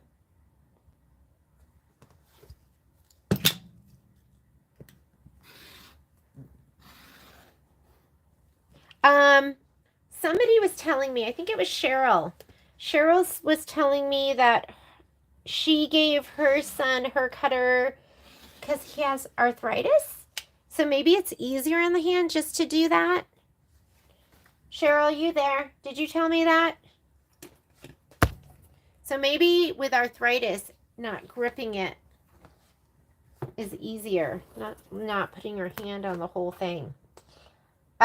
Joe Allen's going to be here. Don't forget, we have our Martelli event. That's going to be next Monday. If you're local, you can come in and do it in person at 2 o'clock or 5 o'clock. If you are not local, then you can do it virtually. It's going to be, I think, I can't remember if it's 10 or 10:30. And she is the expert. So she's going to be telling us all the... How come I didn't get that? What's going on here? Okay. But you've seen my cuts have all been spectacular. I'm just like amazed. Okay. Guess what? I think we are done. I'm looking at my table. There's no more fabric over there to cut. These, I will at some point I'll sew all of this together and I will do my scrappy back. All of these leftover pieces become my back. Oh, cover was on. Here we go. So I'm going to kind of clean up a little bit. And I'm also going to heat up my iron too. So this is just leftover. I love big pieces because that makes it go really fast. If I have like a block that I make an oopsie with, then it becomes part of my back too. Because I'm like, oh, look, there's a block in there. How cute. I like that. Yeah, if you are having issues with your hands, maybe it is something you want to check out and try. The new Martelli cutters. Oh, they're not new. They've been around. But I know people that use them and they swear by them. I know I'm not closing it. Don't yell at me. It's just me, myself, and I.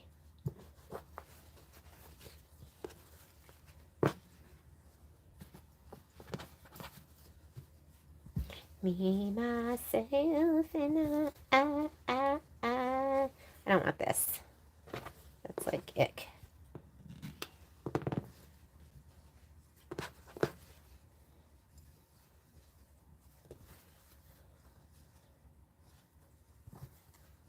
Okay, leftovers.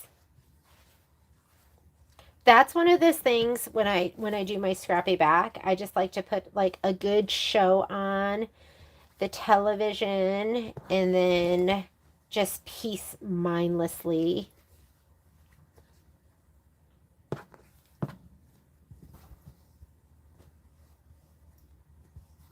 And that is the back of my quilt. Not done yet, but will be. I'm going to put this to the side. I'm actually going to put this back in the bag because I'll forget. If I can find the bag. I don't know where the bag is. Okay. That's okay. Oh, here it is. And do I have my little picture? Cute little picture. What's this over here? I don't even know what this is. I think this is leftover too. Just like me, to put stuff in multiple places so I can't figure myself out. Oh no, your shoulder! Donna, don't say that! That's what worries me, is my shoulder. If I have any weak spot, it'd be the shoulder. Okay, I didn't cut this. Oh, you know what I forgot? I forgot my 2x2s. 2x2s of... Look at me thinking I'm all done when I'm not. This, remember? There were supposed to be 2x2s. Did not cut that. And then the other fabric. Yeah, I'm not cutting the other stuff. I think we're good. But this is binding, backing, inner stripes, inner borders. Inner stripes. I always think it's so funny when people come in and they're like, they ask for yarn, but they mean thread. I need yarn. Or no, they call it string. I'm like, oh, string. Okay, I think I know what you're talking about. We'll go this direction.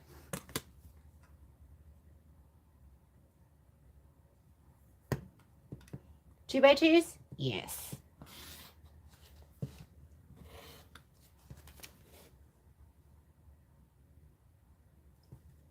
Oh my goodness. Does it have to be perfect? I don't know. We're going to make it perfect though. Okay, and maybe I'll figure out I didn't cut something else. out, but we're going to just go with it. We're going to hope the bumblebees are going to work just the way they are. You saw me. I cut it 1/2 inch too short on 2 of them. How did that happen? Was I hallucinating? Was talking too much? Michigan! I don't know if I've ever been to Michigan. I love the idea of going to Michigan. Okay, we are now going to stabilize at least our background fabric. So to do that, let's go ahead and heat up our iron. We're going to get out our Shape Flex. I buy Shape Flex by the bolt, and I use every last bit of it. I start to panic when I don't have it. If you ever do want a bolt, we sell it 30% off for a bolt. If you ever want a bolt of muslin, same thing. If you ever want a bolt of anything, reach out to me. Even if it's like brand new fabric or whatever it is, if it's a pull bolt, I usually will do it at 30% off. What is this doing here? I would have been looking for this later. Why don't I put it in a safe place like my fancy book? You know what's going to happen? It's such a safe place, I'm going to forget it's in here. And put this in my bag. I don't have a good place for it because every place I put it, I'm going to forget.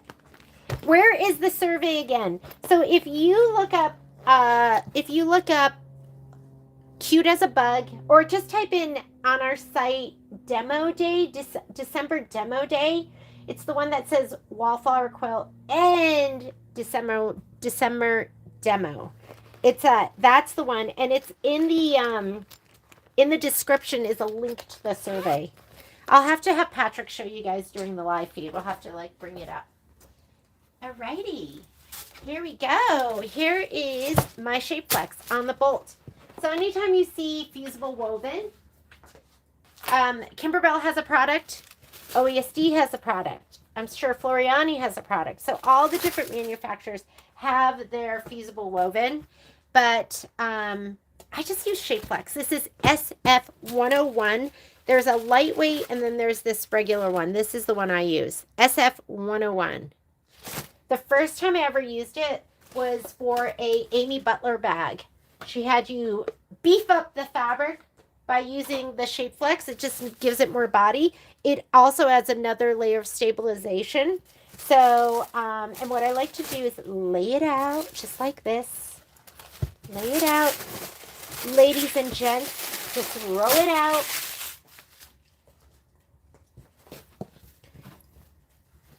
I'm going to move my rulers, although we're going to use the rulers to cut it apart.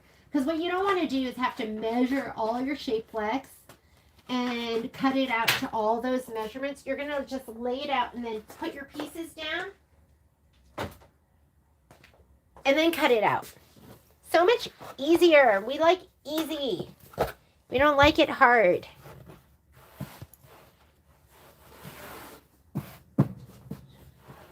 Okay, get the book. And more than you're probably going to have to stabilize some stuff later on as we go and as we figure out what parts need it. Because like right here, you're going to see for this one, as we get each embroidered block, the directions, it'll tell you here, iron fusible to the wrong side of the background fabric. So just the green. Sometimes it's going to say iron fusible to the wrong side of all fabrics. And that, like, sometimes you'll put this on just so you don't see shadowing. Like if you have a light color that goes on top of a dark color, you don't want to see the fabric coming through. So for right now, the only thing we know we're going to be putting them on are the background pieces. So I'm going to go through here and pick out my background pieces, like right here. The tone on tone, 2 of these. So I'm going to pull these to the side. We want Shape Flex on both of these. I want you to look at it carefully and make sure you're putting the wrong side down. Like this one, that is the wrong side. Don't put the right side down.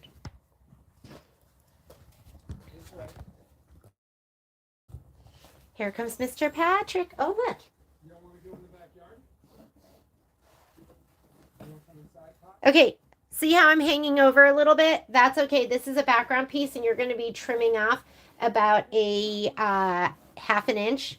So I'm just going to line it up just like that, or about an inch all the way around the whole thing. I'm going to bump that up, and I'm going to bump this up, and I'm not worried about it. And you want to leave probably about a 1/16 of an inch to an 1/8 of an inch. See right here in between, because you're going to just rotary blade or scissor cut that. Who scissor cuts anymore?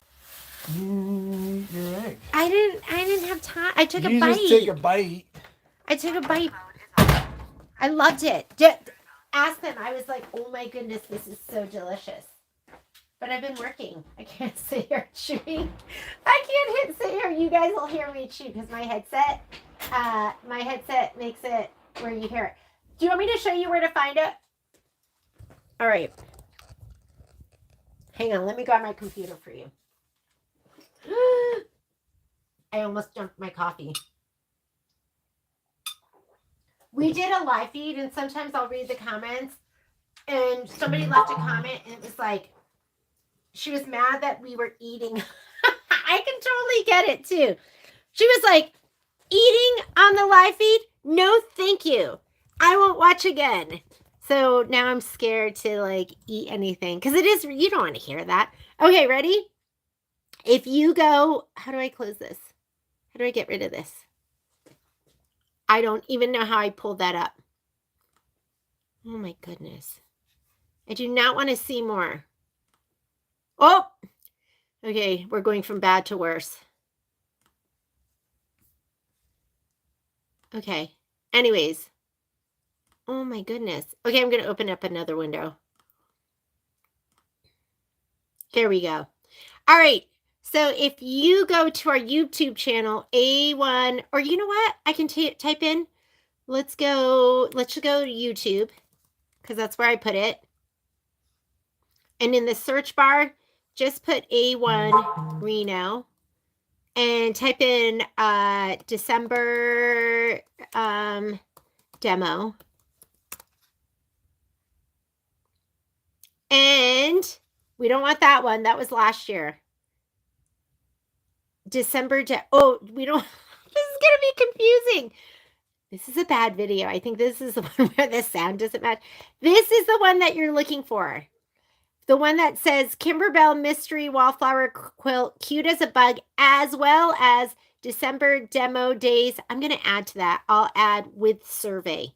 So I'll add to this. Anyways, so if you click on this one, and I'll add to it with survey. Oh, it doesn't even say 2024. Here you go. And then right in here, in the body of it, take the survey here. So you have to watch the video. Let's skip this. Here's the video. And then you can take the survey. And you just click on it. And what did you like best about the video? What is your name? To what email should you like your design set? And what design format would you like? And submit. And that's what's going to send it to us. So I'm going to know that you watched the video. So please do watch the video. I'll go in here and I'll change it. And I'll put 2024 survey. I'll add that. Okay. But that is how you find, that's how you find it. All right. Let's get back to this. You know what? Hang on. Give me a second. I'm going to add that right now. YouTube.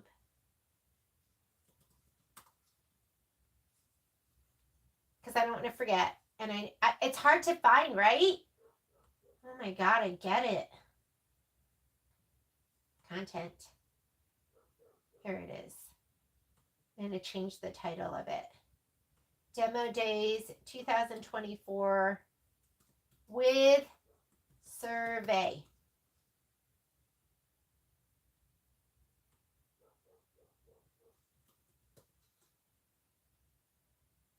Okay.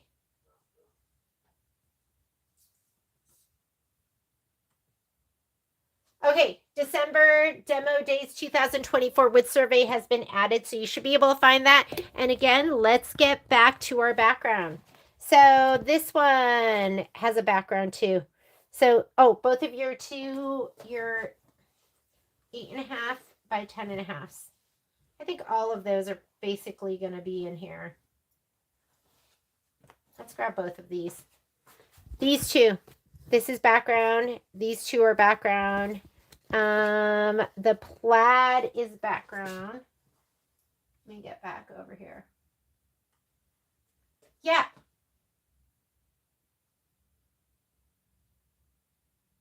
How am I gonna, I need to do something to make it easier for you. That's part of it. It's a scavenger hunt. You've got to be able to find it first. That's not very good business, is it? Oh man. Okay, I will try and fix that. So it's going to be easier. We'll have to figure out something. I'll ask Patrick. Oh, you know what we'll do? We send out a newsletter every Friday, and I will have, or I'll just have Christine send out a newsletter with the link in there with an explanation. So 2 6.5 by 6.5. These need background. So I'm pulling out all the ones that say on here background. The polka dot.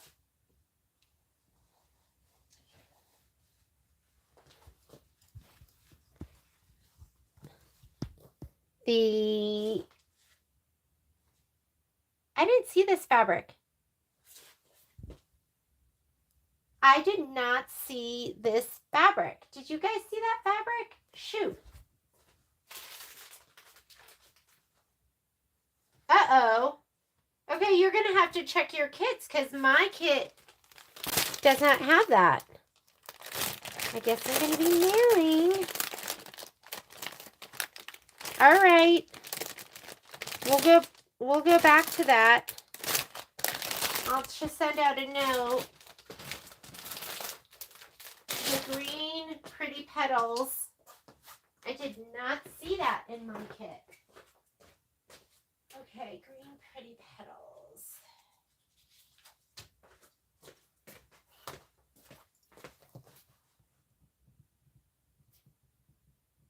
Don't worry, if you didn't get it, I will get it to you. Let me pull that to the side. July. Fat quarter of this. Oops. Those are block pieces. We don't need that. Block background.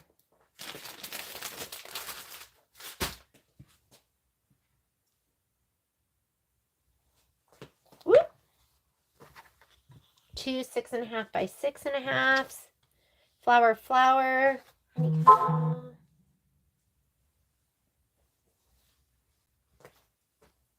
Background. There's my honeycomb. Base flower. I'm betting all of these will have shape flex because it's light and you don't want to see it shadow through, but we'll just leave it for now. Flower front, flower leaves, block. Okay, we're going to go ahead and these are the ones that we're going to put shape flex on for right now.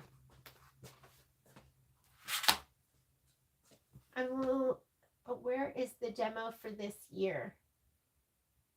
Miss Cheryl, go in and type in, did I save that? Type in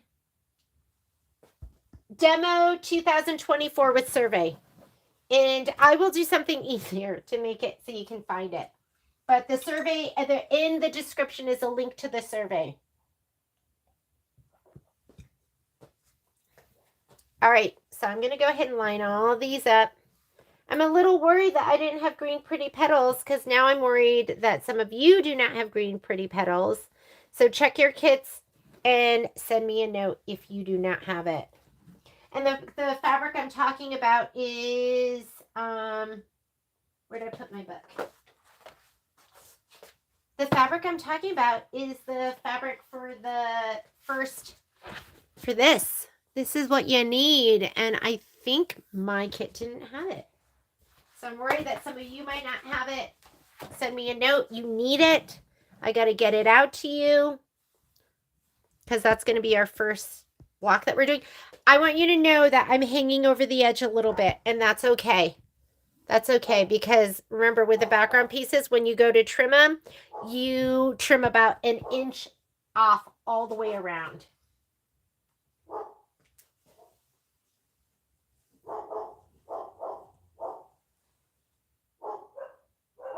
You know what you don't want to shape flex is you don't want to shape flex anything like if you were doing flying geese, something like that in the hoop. You don't want to shape flex that because it makes it too big and bulky when you're doing like flip and fold.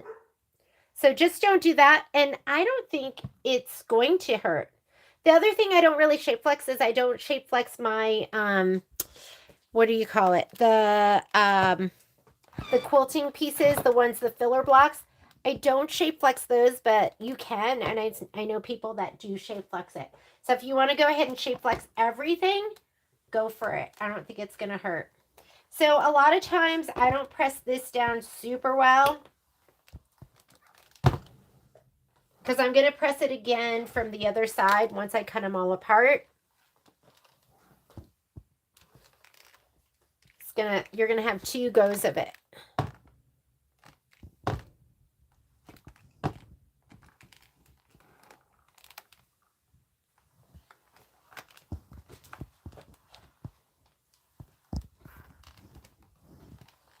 But that's a good question. I know part of me is like, well, let's just shape flex it all and then we don't have to come back to it, because that's kind of a pain in the butt, right? Once you're done with it, you're like, I'm done with it. I'm done prepping. I don't want to prep anymore. I totally get it.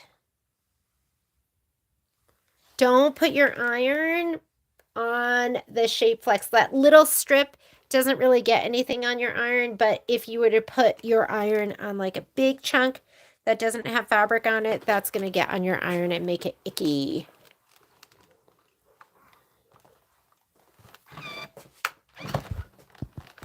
So I love this iron so much because when you let go of it, it just lifts off of your fabric, so you're not picking it up and putting it down. If you have bad shoulders like me, that was really, really stressful on my shoulder, was like lifting and putting it down constantly. Okay, that's enough. We're going to give it another go, and you don't want to press it down too much, because when we flip it over to the back side, that's when we look and we go, oh my God, there's a red thread in there. I got to pull it apart and get it. So that's actually more than I usually press it. I'm just going to go ahead and move this down. We're going to do the next section.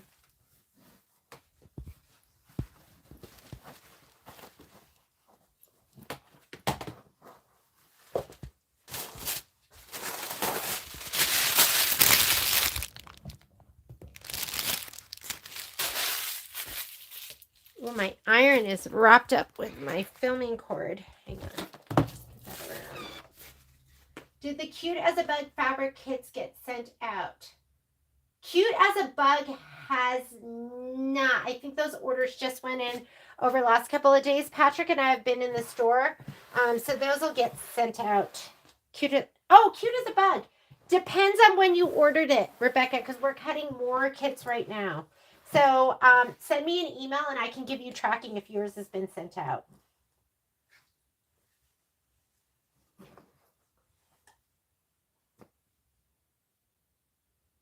Did I put it in there? I didn't see the green. I did not see green. Unless it's wrapped up with one of these. Yeah. I know, right?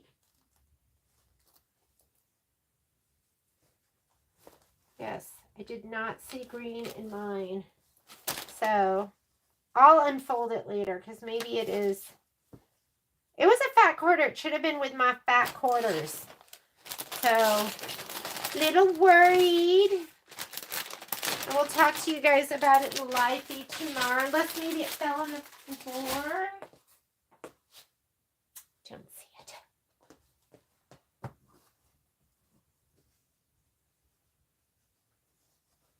Somebody sent me a note because I couldn't find my pop rulers, which I did find. And they were like, maybe you left it. And I thought that was so sweet that you guys were, you're like, maybe when you used it this time, you left it here. And I was like, oh my God, you guys know me so well, and that I need as much help as I can get. It's like, But I did find them, and they weren't even like in a crazy spot. They were in, I gotta swing this over a little bit. I'm starting to go adrift.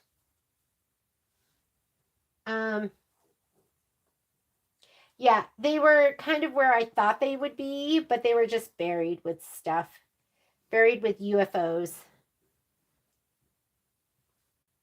I should do like an episode of Hoarders and be like, watch out for that fabric. And everyone's they'll come in and be like, this is unsafe. Look at all the fabric that could fall on you. And then I'd be like, I know, I have a problem. It's not that bad. I could pan over. You could see my sewing room. It's bad, but not that bad. Okay. I'm hanging over a little bit. And that's okay because these are background pieces. I'm just going to kind of secure them down first. And then I'll go ahead and press.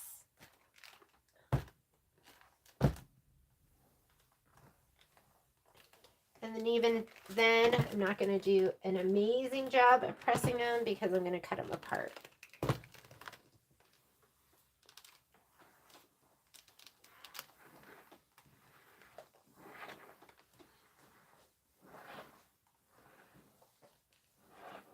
I'm going to cut them apart and give them one more good press.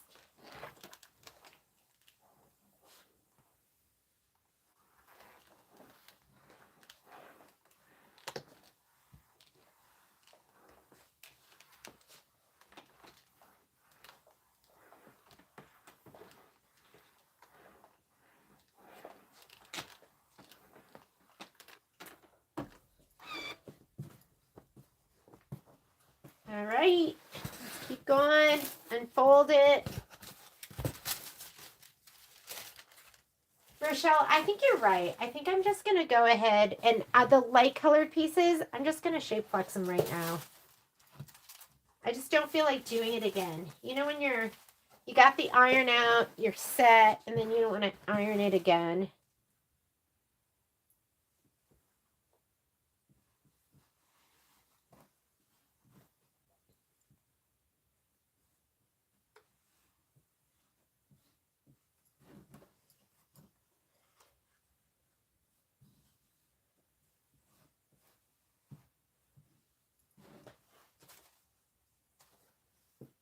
Ooh. Even light threads can, well, like, where did that come from? Even light threads can shadow through. So just try to make sure there's nothing on the back. If it's a dark fabric, who cares? But for the light colored ones, like these white ones, tone on tones, any of those.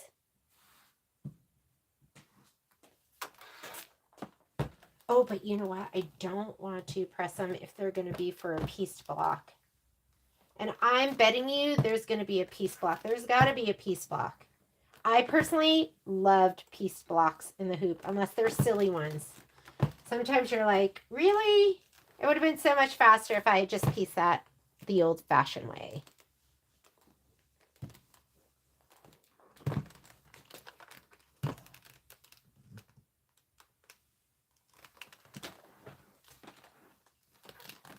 Oh, let's see. Did that big wrinkle come out? I'm going to look at the book.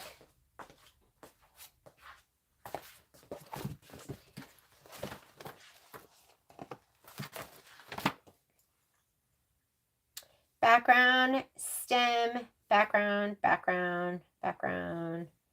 May block pieces. I just don't know. I'm going to do all of these.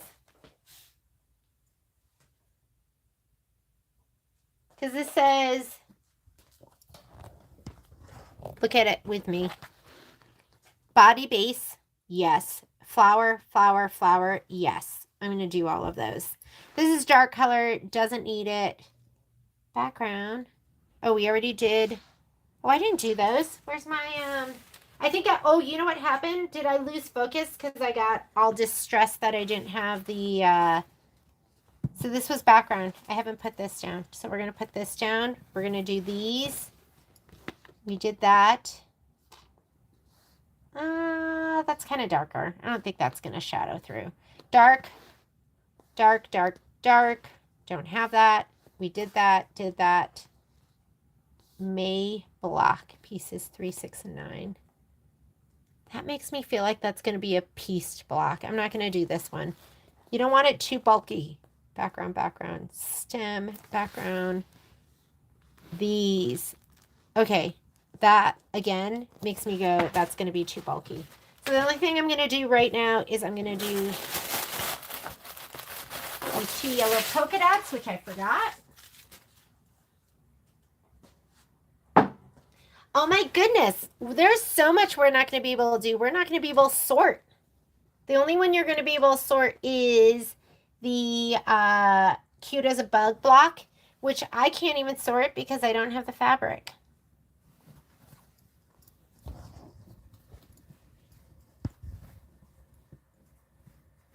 No right or wrong with this.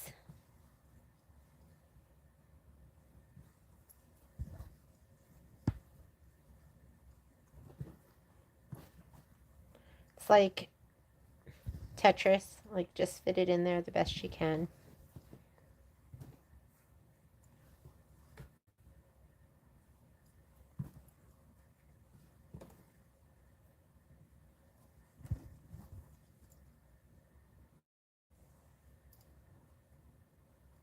These, I have lots of scraps. I'm going to do it there. Or actually, you know what? No, let's do it now because otherwise we'll have this big empty spot.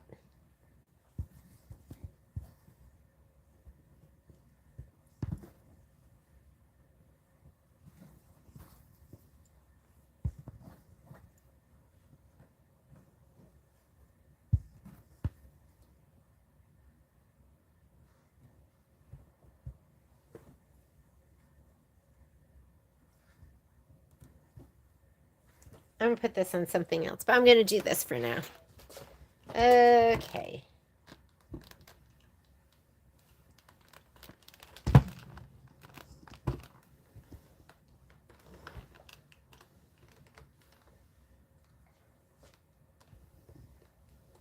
The ladybug fabric should be in your kit. You should have the green pretty petals. And I'm noticing that my kit didn't have it. So if you didn't get it for any reason, let me know.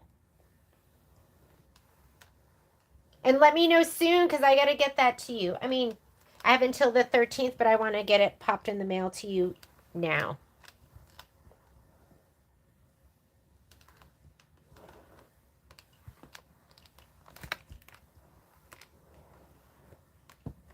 It looks like it's a fat quarter that some of you might not have gotten. Okay, I'm going to go ahead and cut this apart. This is where I put my mat back under. Just going to slide it under just like that. I'm going to use a ruler. I'm kind of distressed right now thinking some of you might not have it.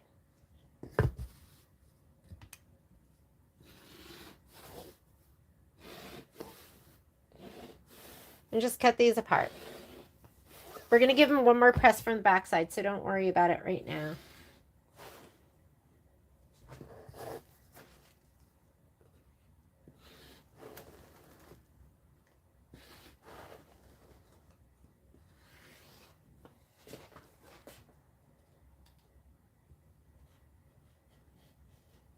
You don't have to use a ruler. If you've got a steady hand, you can just cut.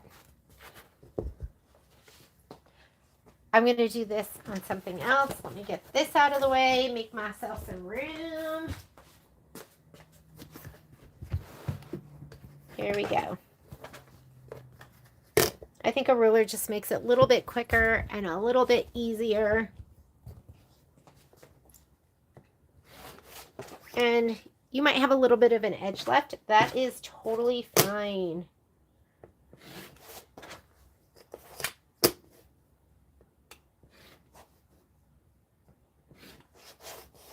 I want this.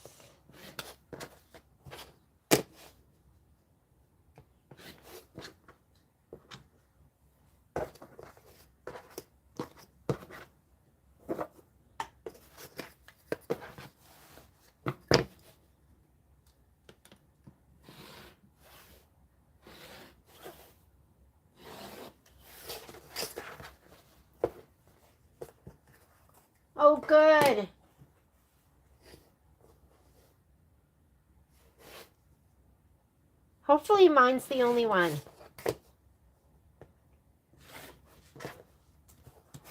I'll have to mention that on the live feed. Tomorrow, these are my lists. Tomorrow we're going to talk about green pretty petals fabric, and then we're also going to talk about how to find the demo days video with survey.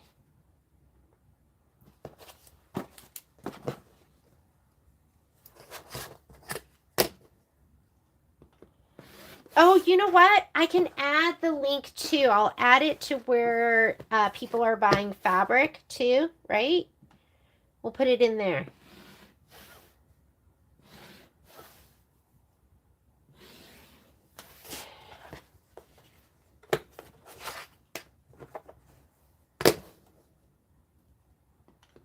Okay, so if you're watching this video, or maybe even if you're watching it later, I did not have my green pretty petals fabric. That's the only thing I think that you're not going to have seen prepped.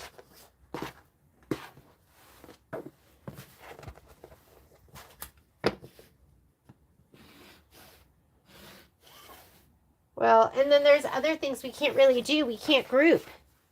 We can't group and organize, and we can't cut all our batting.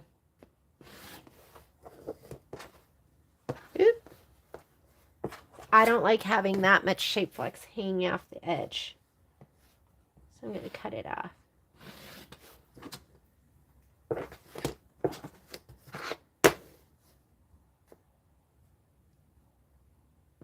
Oh, oopsies.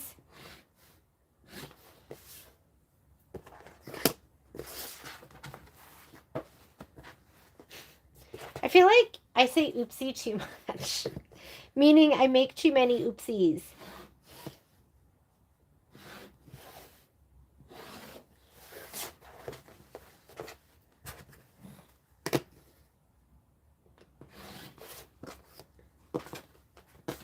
We're going to press it one more time, so don't stress out if your fabric is not totally adhered.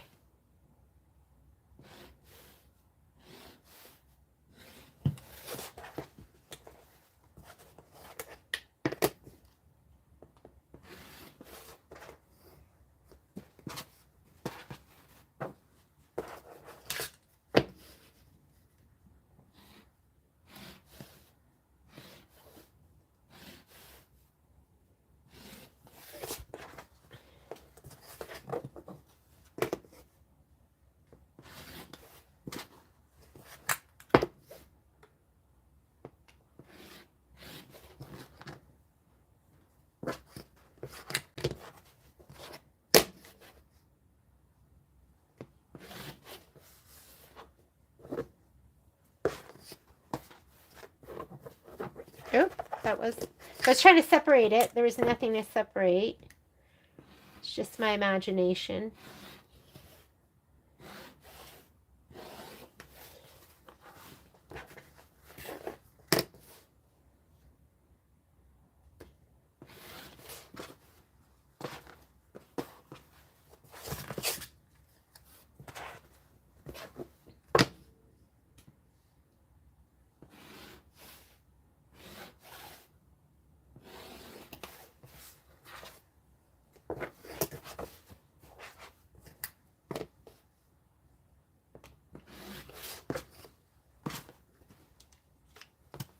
Alrighty. I find, oh geez, sorry, just kicked the cord. I find that I like to use a little water to do my final press out. So let me grab my Color Therapy water bottle. And this is just water. And it feels kind of empty. Okay, backside. Flip them to the back side. This is your chance to see if there's any like dark thread sandwich that you need to pull out too, or even light threads. Yeah, for some reason it makes it curl. You just don't want to get like a bubble or like a wrinkle in between. And I know it's extra work. It's extra work, but I feel like more time that you put into your prepping the front end will give you a better end product, right?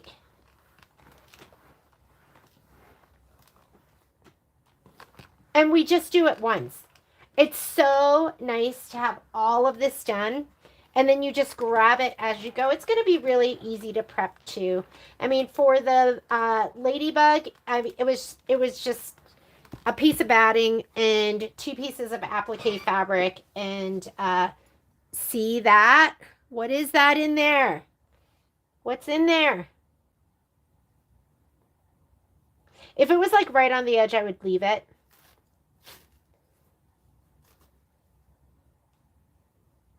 Oh, that was either Momo or Poppy hair. I can't figure out which one, but it was one of them. There's always a little bit of extra love, puppy love in my quilts. Rochelle, is this the first time you've done a prep with us? I am running out of water.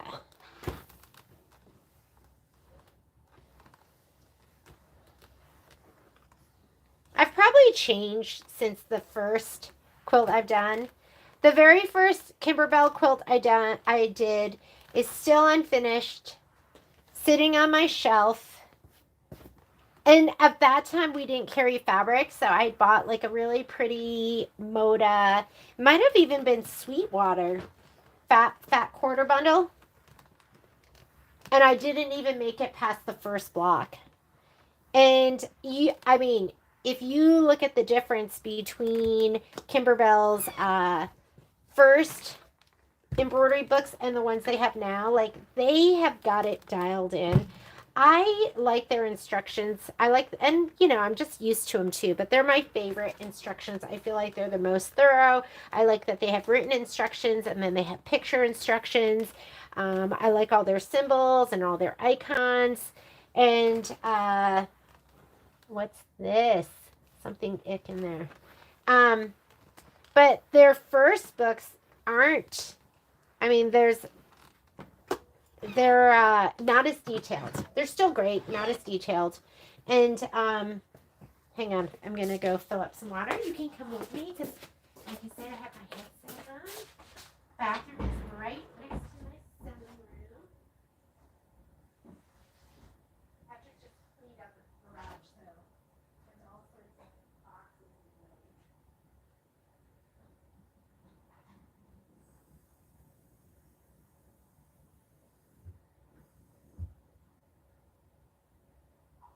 So the very first quilt I did, I just used fabric. I didn't put shape flex on anything. I didn't back my background fabric. I don't even know if that was part of the instructions. Oh, you know what? It did. It said it in the beginning because I remember reading it later and being like, why? I just tried to do a mistletoe block, and every time I did it puckered so badly and I couldn't get it to come out right. I tried it 3 times. I was convinced it was something wrong with the digitizing because it couldn't have been me. It was totally me, but I never went back and did that quilt. So maybe someday we can all do Jingle Bells all together because it is really cute. And I wish I had, it would be nice to do it all in the Kimberbell fabrics. I think I do have it for that, but I wish I had more so I could kit it for everybody. Like we did Hello Sunshine. But I don't think we'll ever do that again. It was so much work.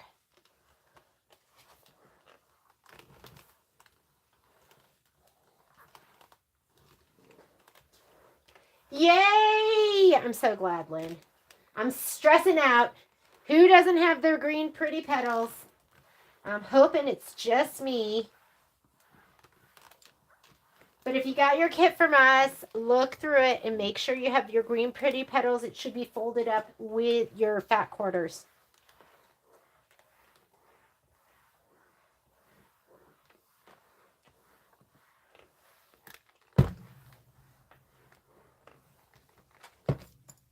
I always get the reject kit.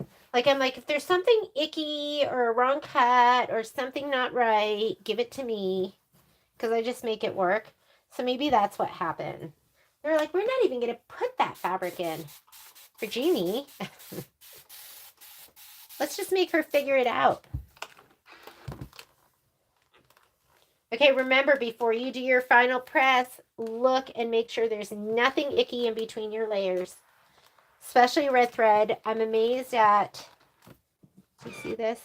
I thought that wrinkle would come out, but it didn't. I'm amazed at how, even when I'm not doing something with red threads find their way into my projects. I don't know if I can get that. We'll see.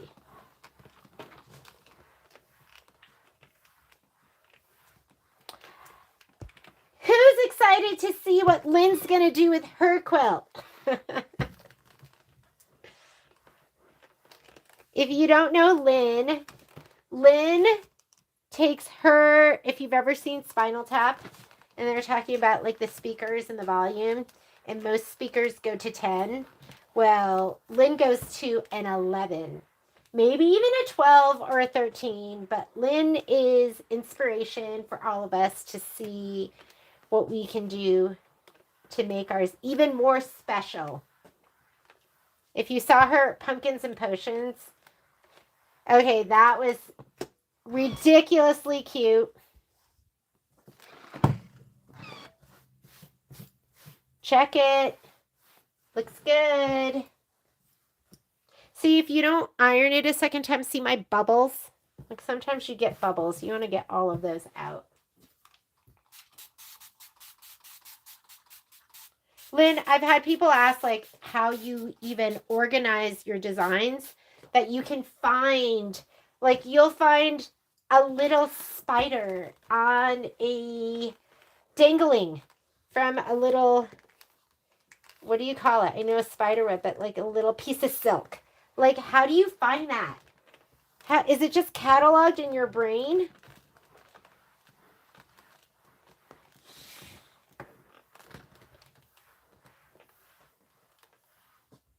I think I remember the first one I saw you like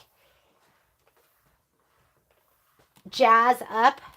It might have been the first one that I can think of was like Pretty Petals. No, it wasn't Pretty Petals.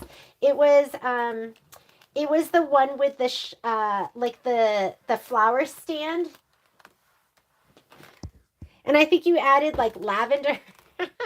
so cute. I was like, who is this woman? What sorcery is this?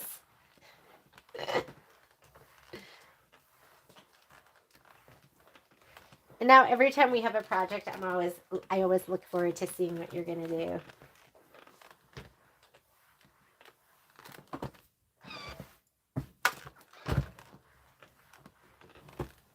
We'll have to do, we haven't done it in a while because we've been too busy, but normally we'll do a challenge, usually once or twice a year.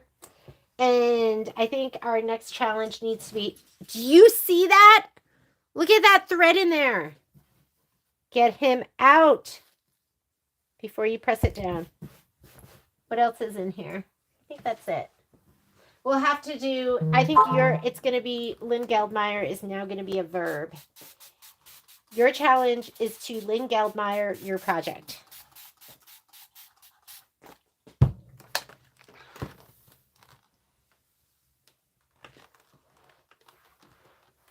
We did one where you had to mash.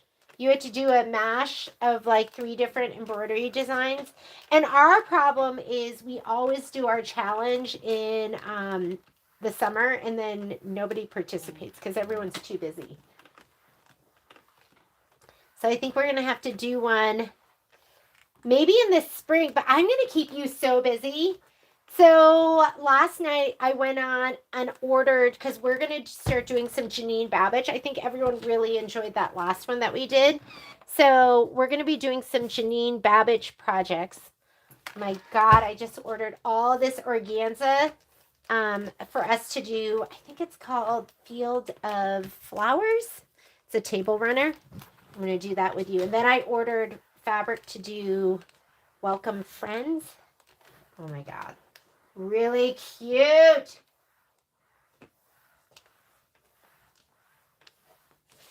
This year is, yeah, I'm looking forward to Miss Rochelle for 2024. 2023 and 2024 were rough years, but I am ready for 2025. Miss Poppy is snorting.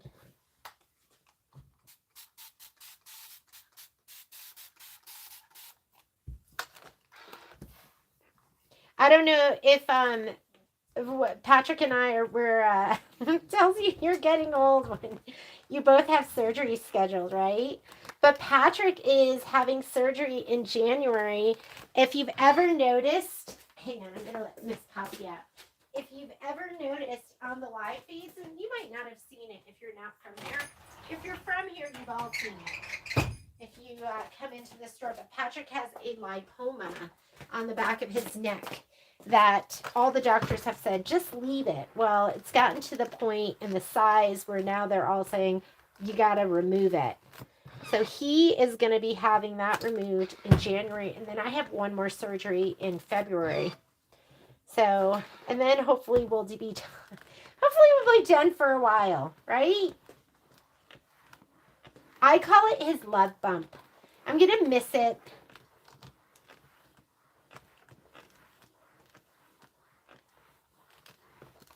But people will come in and they'll be very concerned about him because it's pretty big. It's probably like a tangerine or something on the back of his neck.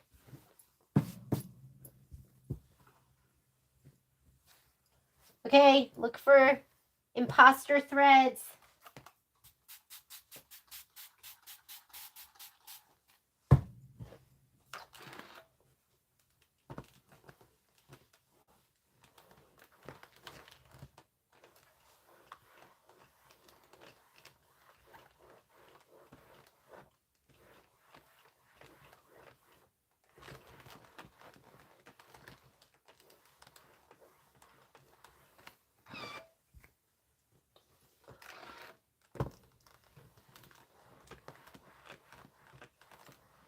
$12.39. Oh, you know what? I think I have a piece of green fabric here. Oh, you know, okay. This is where it came from. So I think I pulled out the green fabric from my kit to use in my sample. So that is, okay, you guys should all have your green fabric. I'm hoping everyone has it. Because I think I pulled it out when I stitched out the sample. So I have that piece here. Let me grab it. I'm going to have to find it. Mystery solved. We did not mess up all the kits.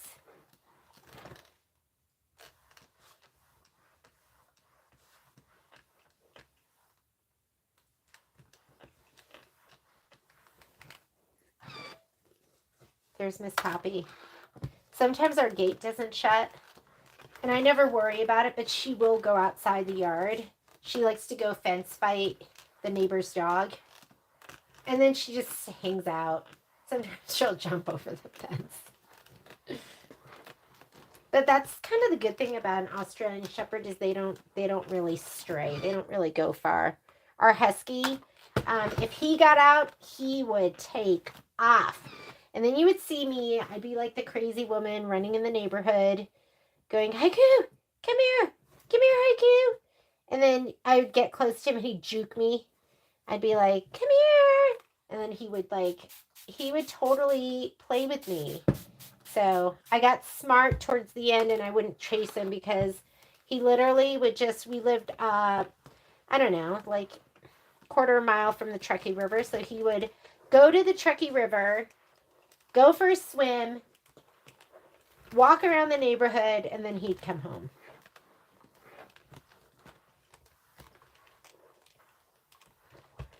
But our Momo and Poppy, they don't leave at all. They like being close to home. Even if they get out, I think they're almost stressed and they want to come back in the... Poppy doesn't get stressed. She just kind of hangs out nearby.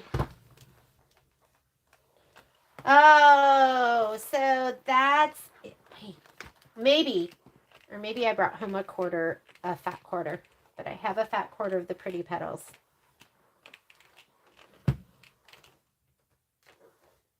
I'm going to grab that and cut it right now so we don't have to think about it. And then you guys will be prepped for class. Let me find it.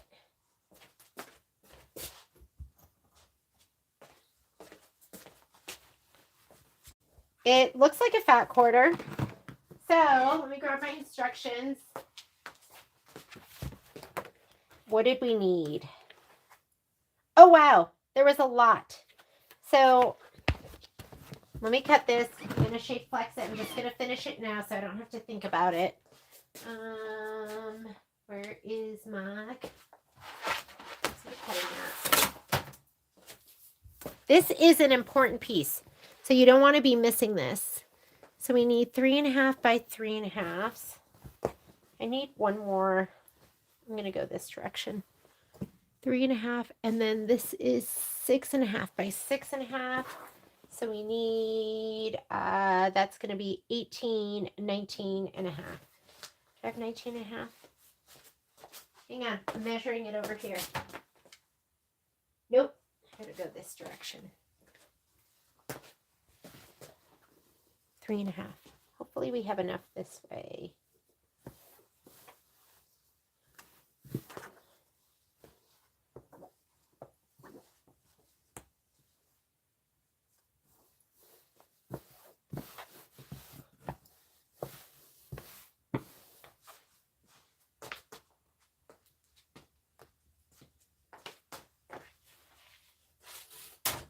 Okay, on the fold. Line on the fold.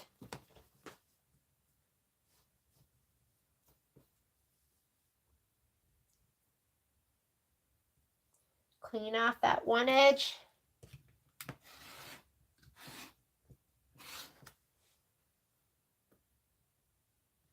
We're going to go 3.5. Let me look at my instructions again. 3.5, 7, and 10.5. And then we're going to cut these down to 6.5.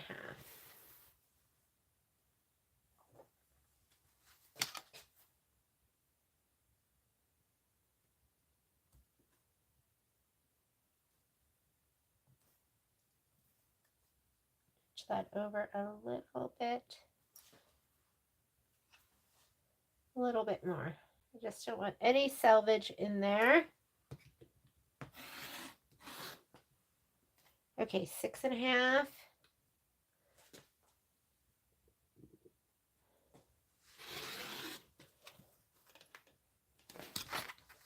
So this is 2,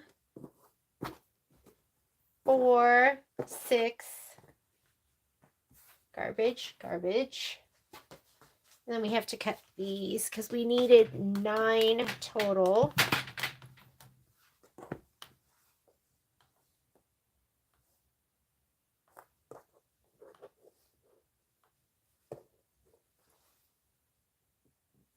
A regular ruler will do.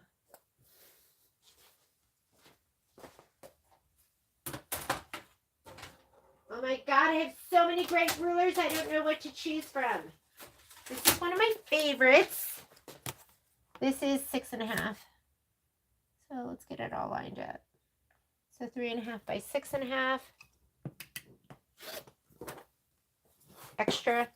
These are done. And I need one more. Actually, I need 2 6.5s.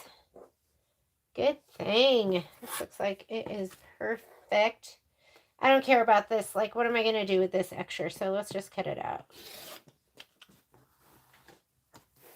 Oops. Oopsies.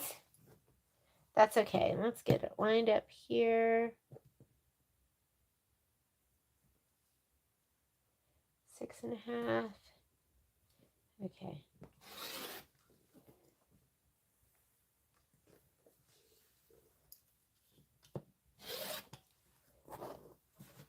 Garbage. And 6.5. Okay, I'm hoping you guys all have your fabric. All right, I do need to shape flex this. Let's just do it now. And I just so happen to have some scraps as well. This is just under my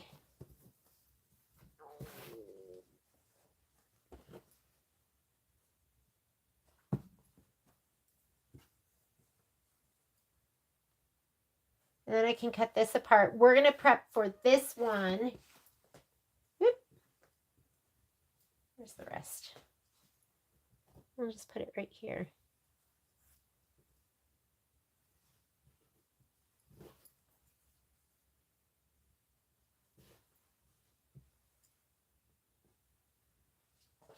Are there any other dark pieces? I'm not sure what they're for, so I'm just going to stick to this.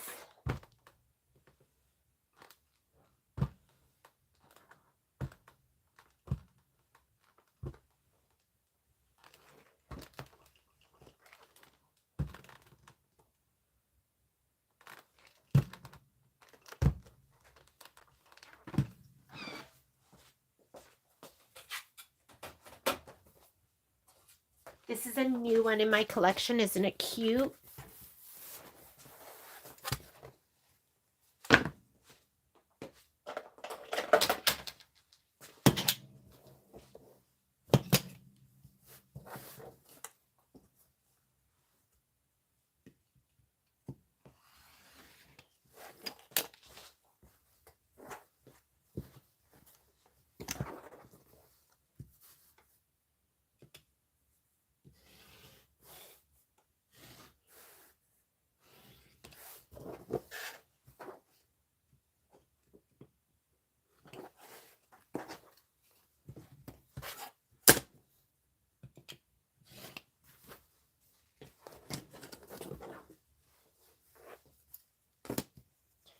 Hi, Miss Alberta. Good to see you.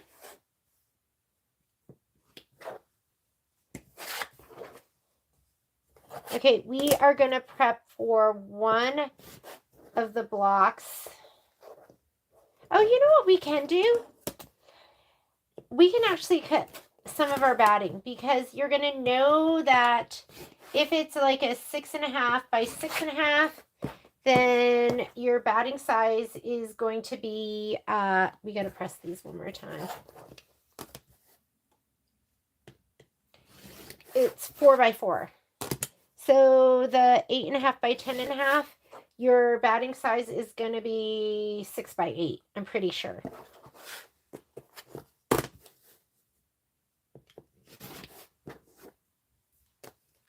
Okay, we're going to give these one more of a press.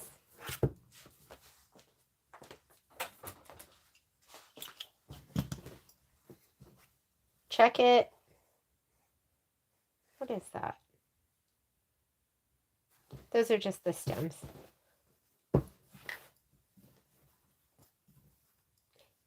Right there. See him? Get him out.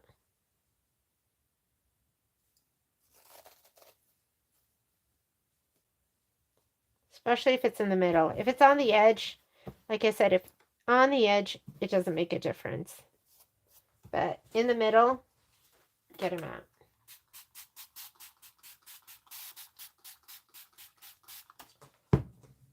I was thinking about how happy I am that we had this scheduled because I just love prepping with you guys. And if I didn't have this scheduled, I might have just laid in bed for 2 hours doing nothing because I love laying in bed. But because I had it scheduled, now it's done. And now we can just grab and go.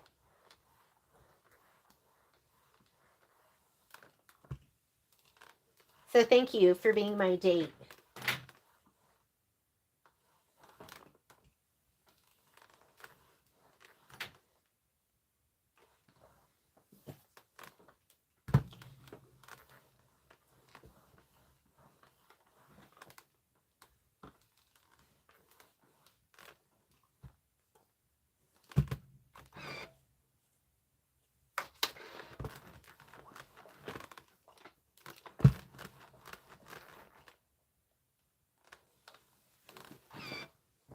Okay.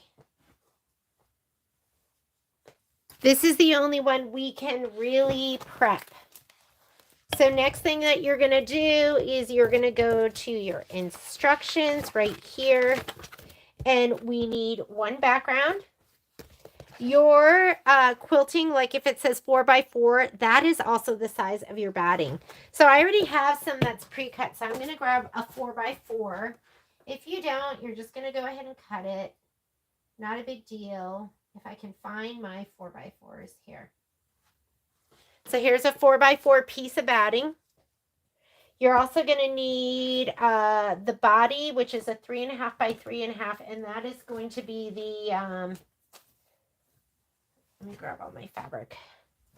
It's going to be this one right here, 3.5 by 3.5, okay? And then you need the butterfly wing, so that's the polka dot, and it is also 3.5 by 3.5. And you're going to need flexi foam. Flexi foam is, let's see if they included flexi foam in your fabric, in your embellishment kit. Honestly, I'm not sure if they did or not.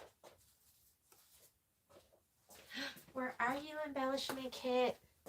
I've lost mine already. There it is. Okay, whoops, sorry about that. Let's see if there's flexi foam in here. Yes, there is flexi foam. And you know what I think is interesting is their flexi foam has gotten thicker. So this was the original flexi foam from Kimberbell, and this is the current flexi foam. What I noticed with it is this is more dense, I think. This doesn't feel quite as dense, but it is much thicker. This is probably about half or 2/3 of the size of it. But flexi foam is in your kit. Yay, you don't have to go and get that. I'm going to be using muslin as my stabilizer. It's not my stabilizer, but as my base that I'll be working on. So, and there are instructions for your cuts of muslin. So if you are doing, this is how I do it. For my magnetic 5x7, which is what I'm going to use for the first video, I'm doing 10.5 inches by width of fabric, and I use 90-inch muslin is what we carry in the store that I like to use. But this is everything that you'll need except for the flexi foam. Then I like to grab my sleeve. I'm going to put this in here. It's weird not doing it all, right?